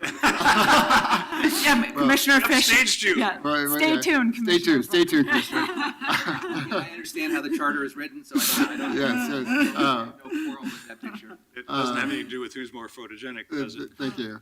I would now like to speak to membership sales. This is, along with the Nike sponsorship, the membership revenue is kind of the backbone of our business plan. We've had over 2,600 Portlanders make a 12-month and annual commitment to Biketown. That's 260,000 folks. It took Seattle 8.5 months to get to that number, so we're really proud with how quickly we've had an embrace by Portlanders to make that large commitment. Our single ride users just about 20,000. So you may recall from our September 2015 presentation, this is a $2.50 ticket for a 30-minute ride. This is one of the lowest in the country, and we're really excited to see how this is bringing new Portlanders to biking, which is really one of the main goals. And then about 9,000 day passes, which is composed, we see, of both visitors and other folks. So this is my last slide. Then I'm going to turn it over to Dorothy Mitchell with Motivate. This is a scatter map showing all of the annual members. So these are the folks that have made the largest commitment to Biketown. They're paying $12 a month over a year process. And you can see that we have a lot of members who live within the service area, but also a lot of members who live outside of the service area, and frankly in the region as well. And I think this just indicates, the core centrality of the central city to the region. It was why we wanted to start this program in the downtown and the close neighborhoods, because we knew with financial sustainability being a kind of a bedrock of our business plan, that we knew that we would be drawing people not only who live in the service area, but also work in the service area. So that's been very exciting. And so with that, I'm going to do a tag team, unless you have questions at this point. Question. Yes, Commissioner. And it's prompted by this slide. So every year we have the option of signing up for a transit pass. And so yes, sir. I get it in the mail every month, and it's automatically charged to against my paycheck. Would you remind me, do employees of the city have the same option for this service, where it can be sort of annually can sign up and have automatic deductions? Thank you for the question. So right now we have, as city employees, we have 3 benefits. You can either choose a carpool benefit, a transit benefit, or bike and walk bucks, which is essentially a cash that's added to your income for making a commitment to walk or bike 80% of the year. Right now, there's not a separate option for the Biketown membership. I think that's something that we'll be looking at in the next year. The gross income that you receive annually for the bike and walk bucks is similar to the cost of an annual membership, so someone could make that choice to use that.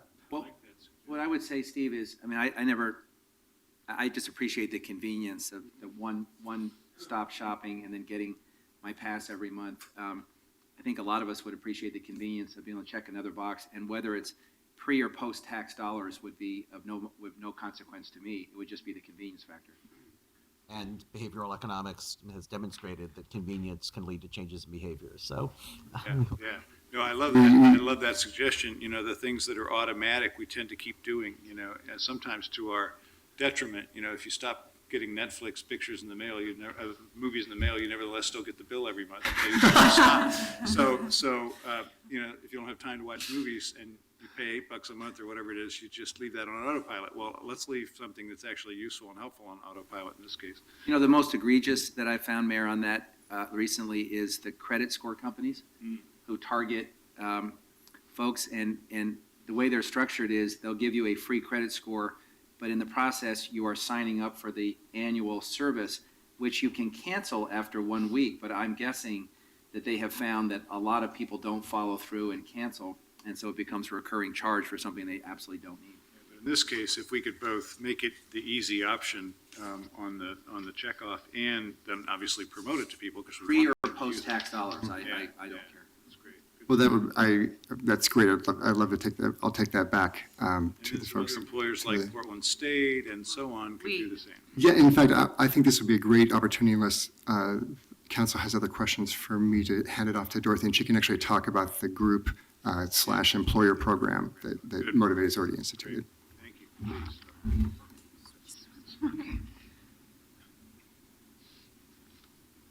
Good morning. I'm Dorothy Mitchell. I'm the general manager of Biketown, so I work for Motivate. We've just got a couple more slides we can take you through, and then happy to answer questions. Wanted to call out something that we've been exceedingly pleased with Biketown thus far, and that is the way that we've seen it bringing people of a lot of diverse backgrounds and people that haven't traditionally been bike riders in Portland, kind of onto bikes in Portland. So people of color, women, We also have Trailblazer basketball players posting about their Bike Town rides.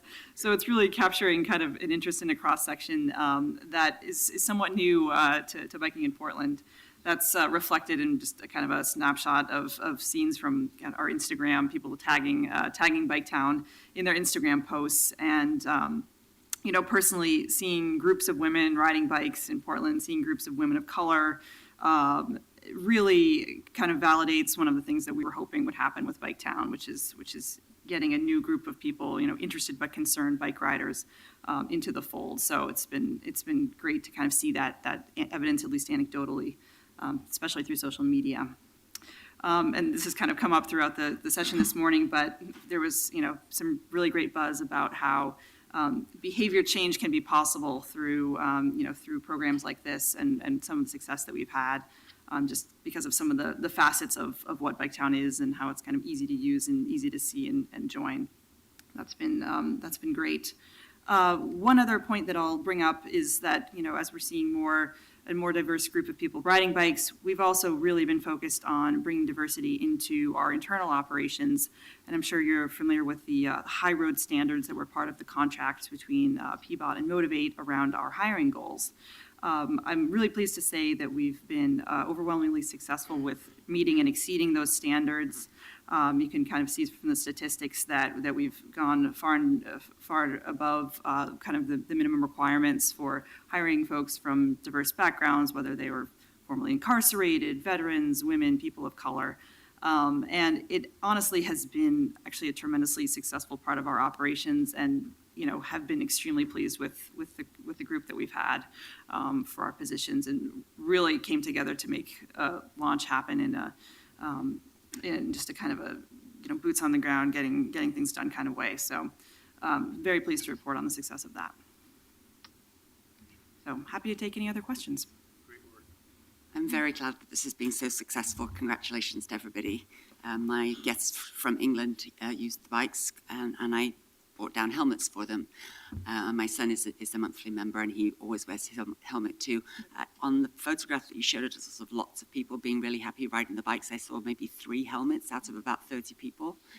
And there was an article on the front page of the Tribune about the woman who got a concussion from falling off the bike. And that said, that there are other cities that have made the helmet rental work. So I also learned from my son that the sign-up says that the person is waiving all the rights to sue if there's a problem, but that there's a way to send in, and my son being very detail-oriented like me, sent in his message saying, no, I don't waive my rights to sue. So I think for the humanity and the care, we do have a lot of people, and it's only going to take one really bad crash that, even though the bikes are not going very fast, the traffic around them is, and that in a situation where somebody was hurt, and then it's going to be a real big problem. So what are you doing about helmets? You want to take this one? Sure. Thank you very much, Commissioner, for the comments and the question. So I would say that we have an existing helmet strategy, and then kind of where we want to grow that strategy to over the longer term. So we make a real strong effort to encourage helmet use. There's been a lot of social media pushing that Motivate, i.e. Bike Town, has done through the event. Anyone who comes through our Bike Town for All program, which is an equity program, is given a free helmet that's been donated by the Portland Fire Bureau in a partnership with PBOT.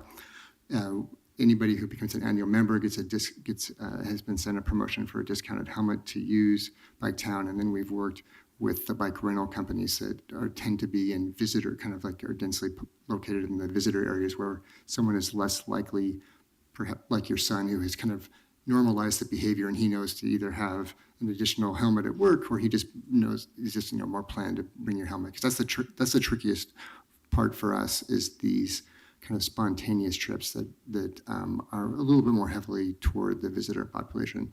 So I think that longer term, what we'd like to see is we're looking through opportunities for helmet sponsors to kind of help us look at more aggressive ways to address the issue, whether that one manifestation of that could be an actual structure at a station, or it could be some sort of delivery service. There's a lot of different ideas out there. I mean, I think that one of the challenges that we face is we had very clear direction from back in 2011 from City Council that we needed to bring something forward to Council that was financially sustainable and that really protected the city's interests financially. And so I think that one of the challenges for us is that the one kind of helmet vending solution that we have in the U.S. and Seattle, where King County has a mandatory helmet law, is fairly expensive to engage in. And so when we overlay a kind of no risk to the city sort of piece to it, that it's one of the challenges that we face in kind of manifesting that. That very ordinance in 2011 Yeah. directed you to look into a helmet thing, and I know you have. Yes. But your own photographs show that most of the people are not wearing helmets. And furthermore, it was also promised that we would be able to track individual bikes so that information could be sent to people who are riding on the sidewalks. And that is not done, because I asked for somebody to send a nice note to the couple that I saw riding on the sidewalks downtown at the exact time, and I was told that that's not going to happen. So the social media of encouraging people to wear helmets and not to ride on the sidewalk is not working. No, and I'll speak to this. I think, again, helmet is a behavior change issue. I just traveled to Vancouver for an international conference, and they also have a helmet law there, and they also launched a bike share system the same time we did. They struggled with a helmet solution. The best they could do was to kind of tie up helmets with the bikes for free. One, they did see a lot of helmets stolen, and you could see them also being left on the ground near the stations. But two, the more interesting thing for me was that about 1/3 of all riders weren't wearing helmets. So I kind of asked my peers that work for the city of Vancouver, I said, well, what's going on? There's a helmet law, but about 1/3 of your riders in the entire city. And they said that there's been a resistance to wear helmets, and the police have really stopped enforcing it. So it was very interesting to me that a legal requirement structure doesn't in itself provide that security. And so whether it's, I don't know if, just like many problems in our city, trying to figure out what type of encouragement versus enforcement and how do you approach that. But I think we've tried several creative ways. Steve also didn't mention that we have a partnership with Nutcase Helmet that gives you discounted helmets, and we have been promoting that in the places that we can. So I think we're going to continue to look for solutions. We're going to continue to do encouragement. I can't, at this point, though, guarantee that we have a solution that's going to get anybody who wants to get on a bike in a helmet or on a bike town bike. Well, it's particularly a concern for tourists because they're not likely to go buy a helmet just to use for a week while they're here. So maybe we should look at targeting the tourists. Are there places like Travel Portland that could have them available, or the Rose Foundation? Yeah. There's a lot of areas near the stations that, and you presumably from the rental which are the spots that tourists are particularly getting their bikes to and from, and see if we can tailor the solution just to that. Because if it's somebody who lives in Portland, then yes, that they are accepting the risk if they don't bring their helmet with them. But for somebody who lives outside and we want them to come and use our bikes, my friends had an absolutely fantastic time. They couldn't stop talking about it. We want people to do that. We don't want to then sue because we get into trouble. Here, I have a comment and a question. First, a comment. When I look back on my 8 years in this body, I don't usually reflect on the things that were easy to do. I remember the things that were really hard. And just as an example, when I had the honor of being the housing commissioner, we were charged with building an affordable housing development in South Waterfront. And then Director Van Vliet was charged with putting the project together. And it seemed like every week we got slammed with something that made it almost impossible to do the project. The economy tanked, the worst recession in our lifetime. Tax credit market tanked. All kinds of challenges. And it really felt like some horror movie where we're dealing with just every conceivable, systems failure, macro and micro. And Margaret looked at 10 different models for how to make it work. The city owning the property through city lights, different models of financing. And ultimately, she put the deal together and we built what's called Gray's Landing. And so every time I go by there, I'm reminded of what an amazing accomplishment that was, because it was so hard. And I remember those projects more than the ones that kind of came together like magic. And I just want to comment that I know how hard this was over time to pull this together.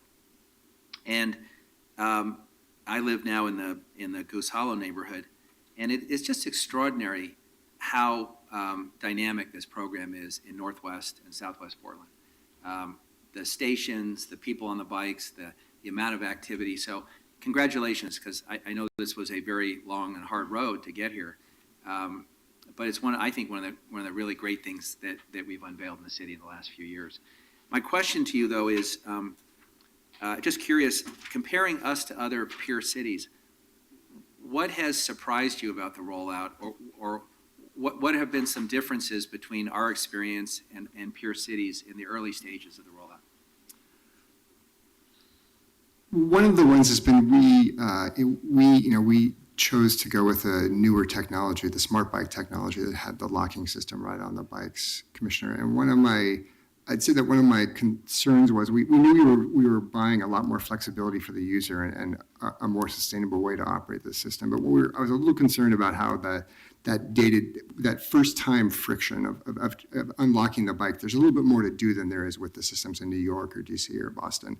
So I was very happy to see that those concerns of mine were not brought to fruition, that I've sat and watched at stations that have a lot of first-time users, and we've seen that work really well.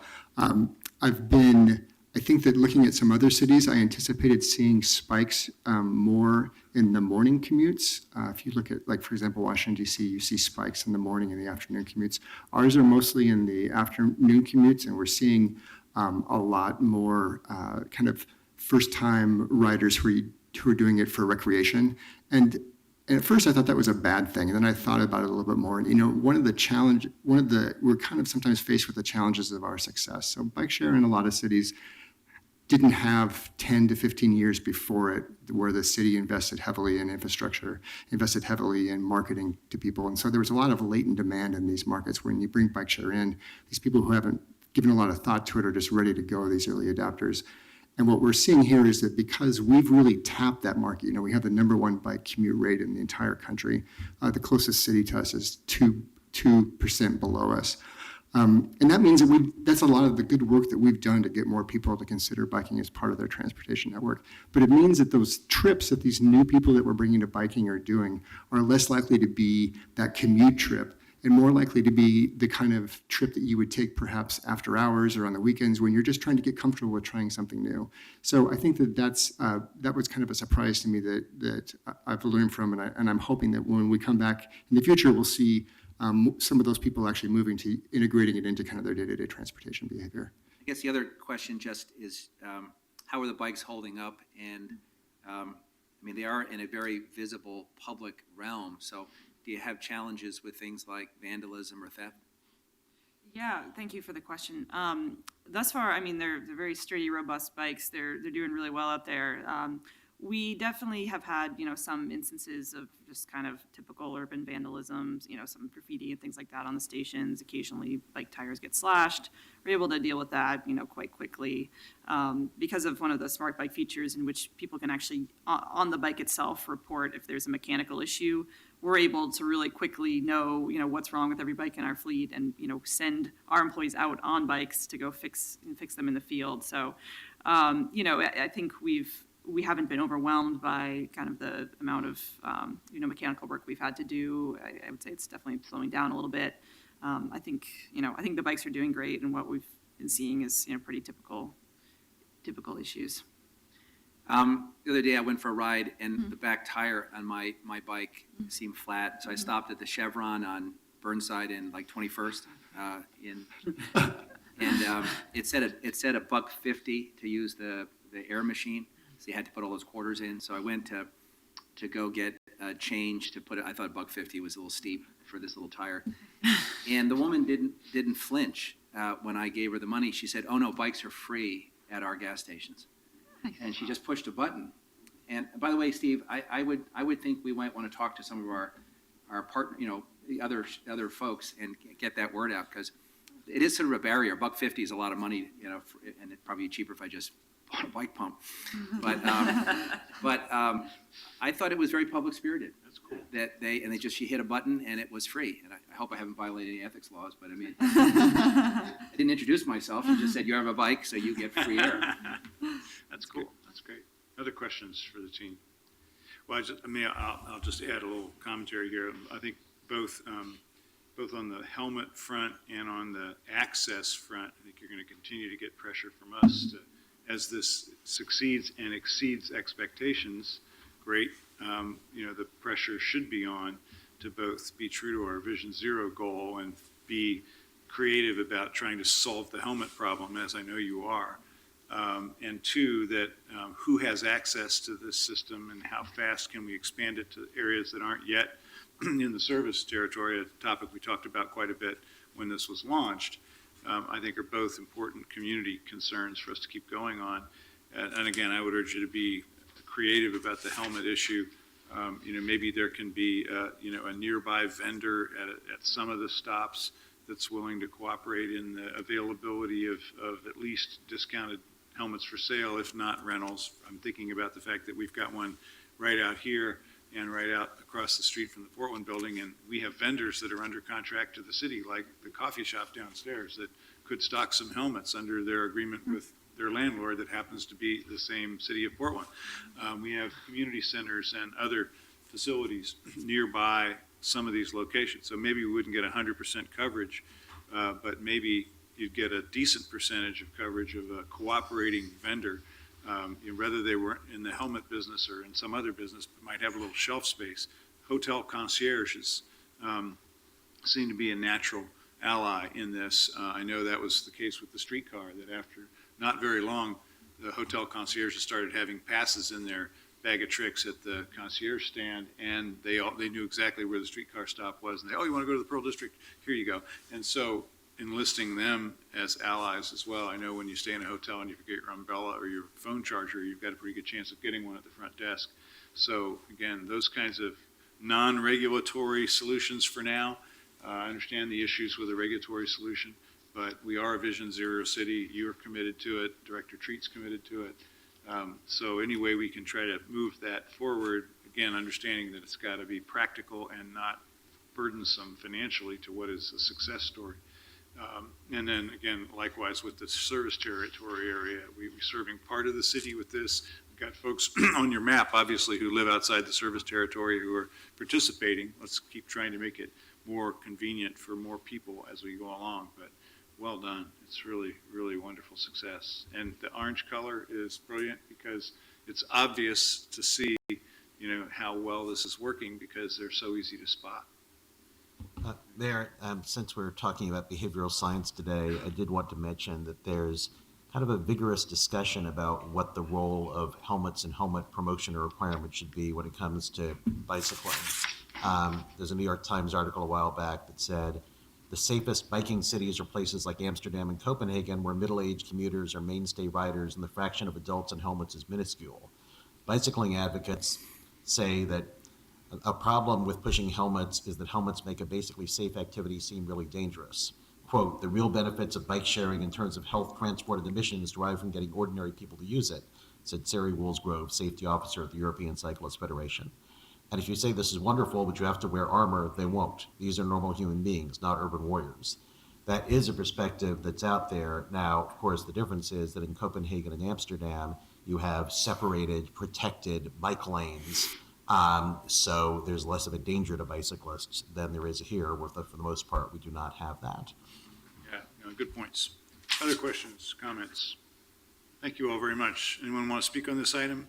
Oh, we do. Yes, thank you all. Come on up.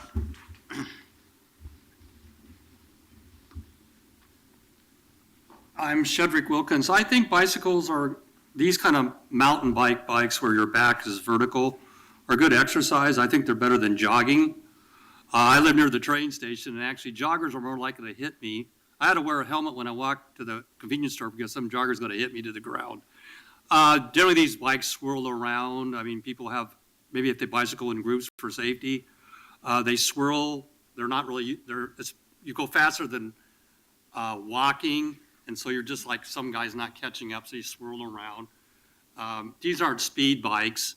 I personally do not believe that if you're in a bicycle about the pace of walking, you should not necessarily have to have a helmet unless you're a child. When I was young, I used to bicycle a lot when I was 10 or 15. I never was knocked to the ground on a bicycle. 10 speeds are a real problem. If I was a policeman, somebody's going 30 miles an hour on a 10 speed, stop it. You know, enforce the law. But people without helmets on, I really don't think. And as I remember, I never was ever hit to the ground on a slow mountain bike where you're just using the bicycle to get some exercise, and you're just, instead of walking. You can't walk too far.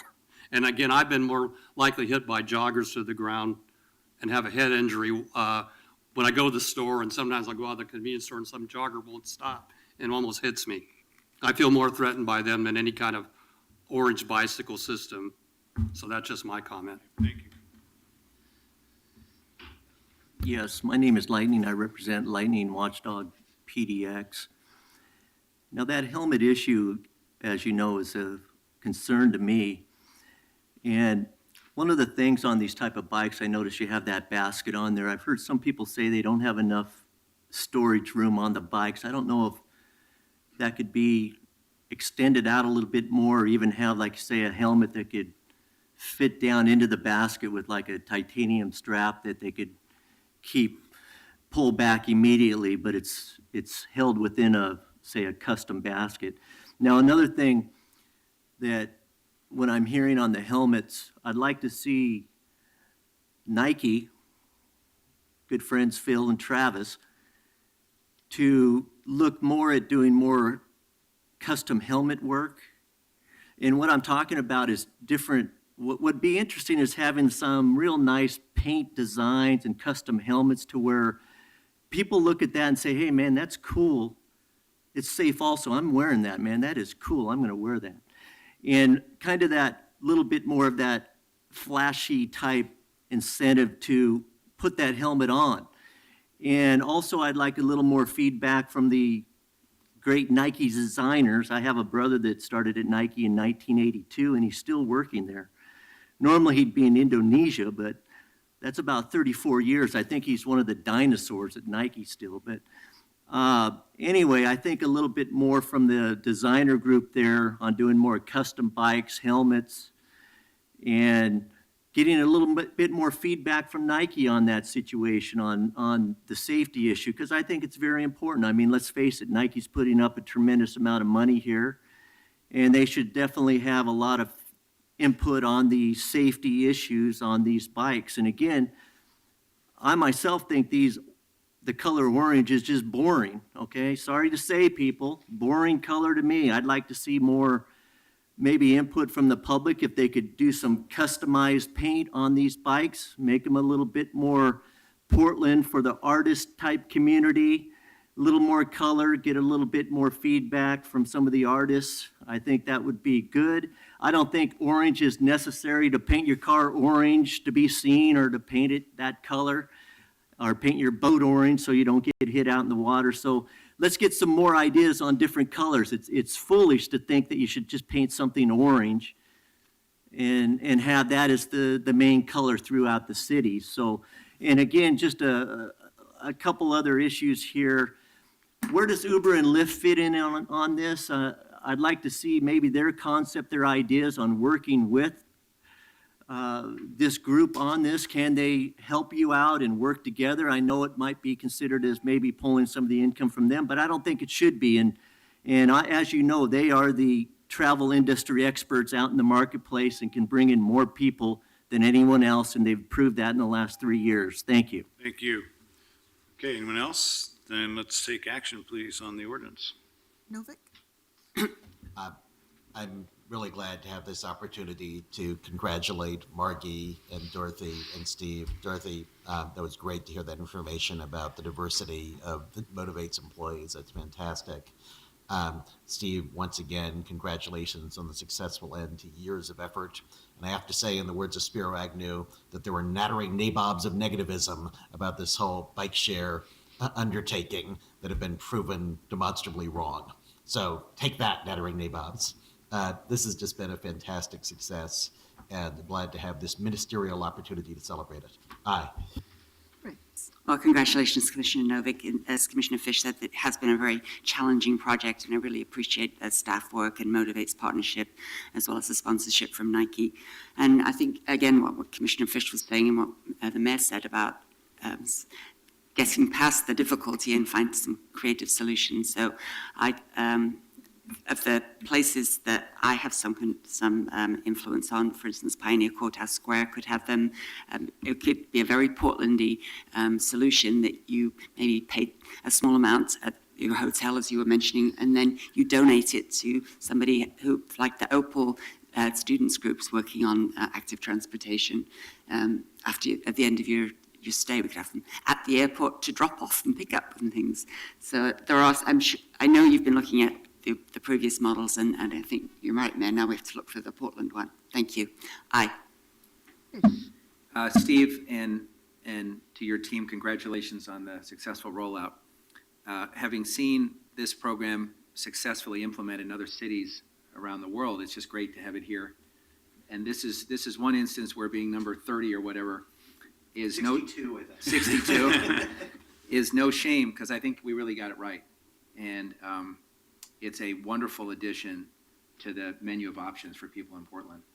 And when I look at bike share and the opening of the Orange Line over the last couple of years, I'm filled with pride in the areas where we can make a difference and we can get to yes. And the issues that have been raised today, I think reasonable people can sit down and work them out. But this is a great report, and I would ask if I could get an electronic copy of the report, just so I have that. Thank you. Aye. Hales. Great work, Steve. Congratulations. This is a big win for the community and for Portland's livability and attractiveness for visitors. So it's really a nice community asset now. People are starting to take it for granted, which is the best sign that you did the right thing. And obviously there's room to grow. There's room to make this program even better. But I just want to commend PBOT, Motivate, Nike, all involved for really making this a success for everybody. Well done. Aye. Okay, 10:55. Authorize an intergovernmental agreement with the Oregon Department of Transportation as the tax administrator for the City of Portland motor vehicle fuels tax. Second reading, roll call. Novick? We're delighted to have completed this agreement and are counting on ODOT to bring the funds for street repair and traffic safety rolling in. Aye. Fritz? Aye. Fish? Aye. Hales? Time to collect the dime, right? Thank you, Steve. Aye.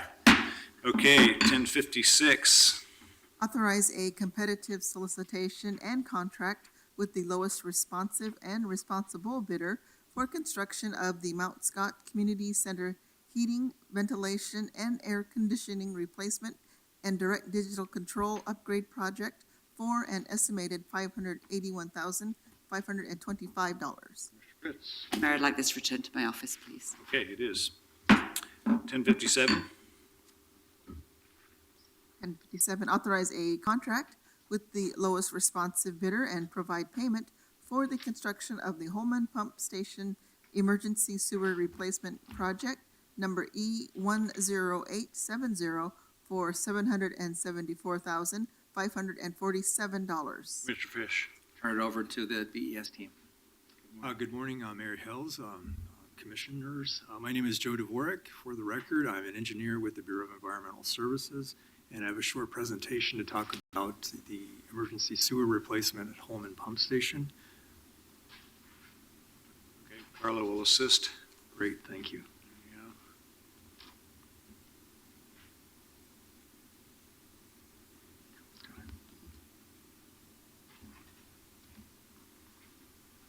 So last month, we found a very large cavity over the top of the sewer pipe at Holman Pump Station. So one of the pipes feeding the Holman Pump Station, the graphic is shown here at the top. So what's unusual about this particular sewer pipe is there's no top to it. Corrosion has eroded the entire top of the pipe.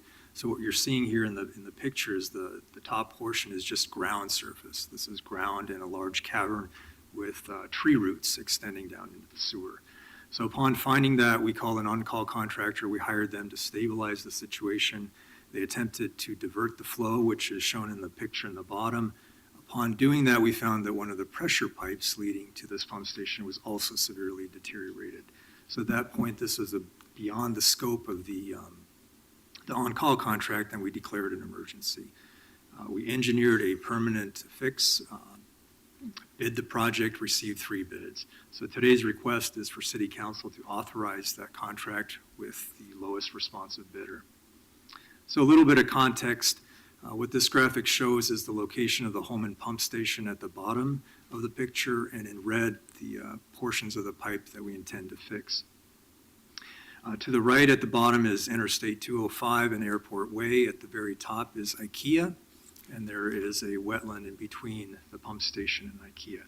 So as mentioned in the actual ordinance, this pump station sees about 5,000 gallons per minute of sewage flow, which is significant.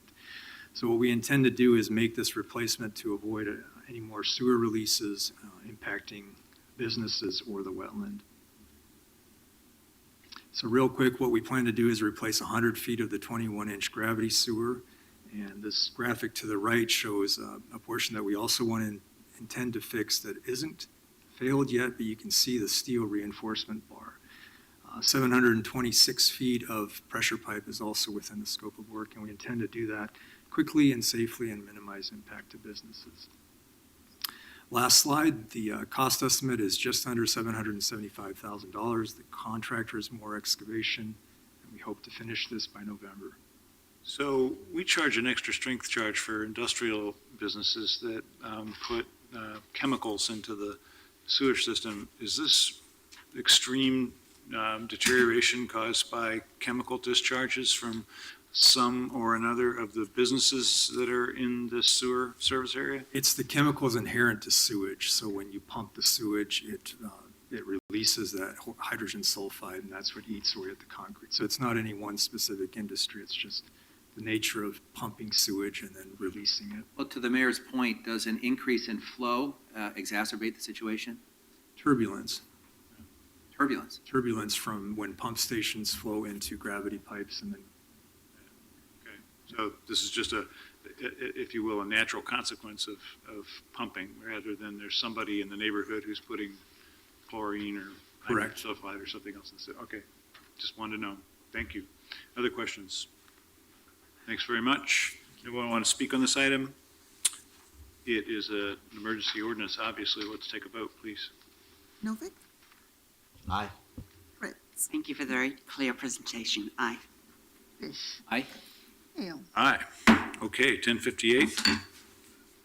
Amend contract with Titan Utilities LLC for additional compensation to complete existing contract work and to perform required structural repairs to the pipe supports for the Columbia Boulevard wastewater treatment plant, Iverness 30-inch force main repair, project number E10629 for $350,000. Mr. Fish. Thank you. Bill Ryan is here, and he is going to somehow weave together an ordinance that involves a 30-inch pipe, a bridge, and the Migratory Bird Act. And if you can pull that off, you're going to earn our support. Bill, take it away. Well, thank you very much, Mayor, Commissioners.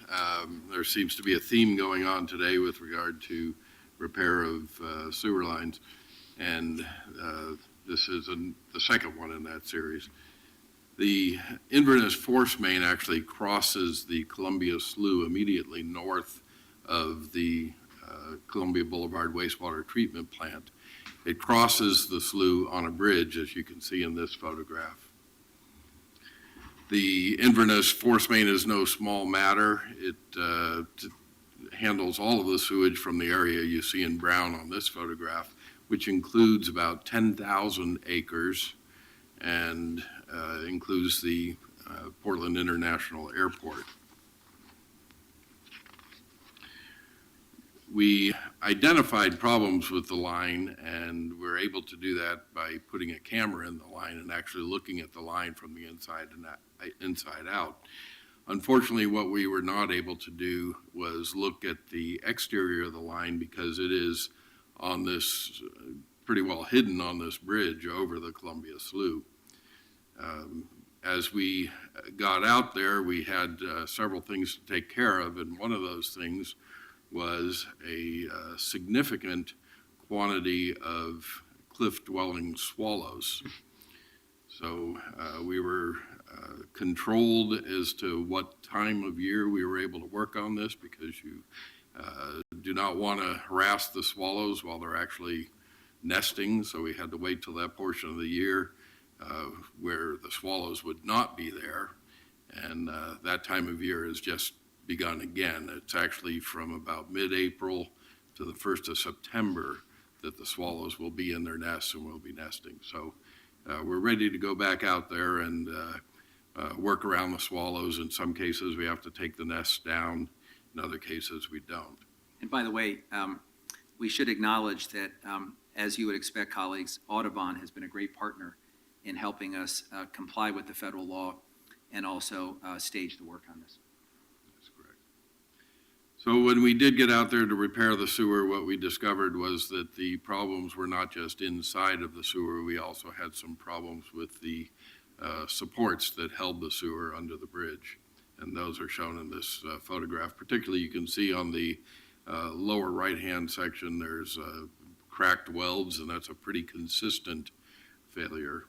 So we had to stop the contractor. We did not have time to redesign the pipe supports and have the contractor repair them before the swallows came back to Columbia Slough. I think there's a song. The swallows return. Anyway. Well, never mind. So what we have now is we are asking you for authority to increase the contract by over 25%, and that is about $350,000. Our contractor is Titan Utilities, who is one of our prime contractor development program contractors, and they're ready to go upon approval. That was an interesting complexity to have to deal with. Questions for Bill? I think that's very sweet that you're looking after the swallows. Are you required to? Are they a Oh, native yes, species? the North American Migratory Bird Treaty Act prevents us from harassing the birds during their nesting season. Is that all birds or just those on a list? Migratory birds in particular, and I believe there is a list, yes. So the South American cliff-dwelling swallow is one of the protected birds under the Migratory Bird Act, and we happen to be a destination of choice, or at least this bridge seems to be very popular. So Do they wear helmets? when the bridge is completed, will it still be a location? As in other words, you're not changing the design of the bridge in a way that would make it unattractive to the swallow? No, the swallows will be back, and they have quite a following. Yeah, I'll be down. Okay, well, learn something every day. Thank you, sir. Anyone want to speak on this item? This is a contract amendment, so it will return for second reading next week. And as they say at the end of those movies, no swallows were harmed in making this decision. So that goes to second reading, and we're recessed till tomorrow at 2:00.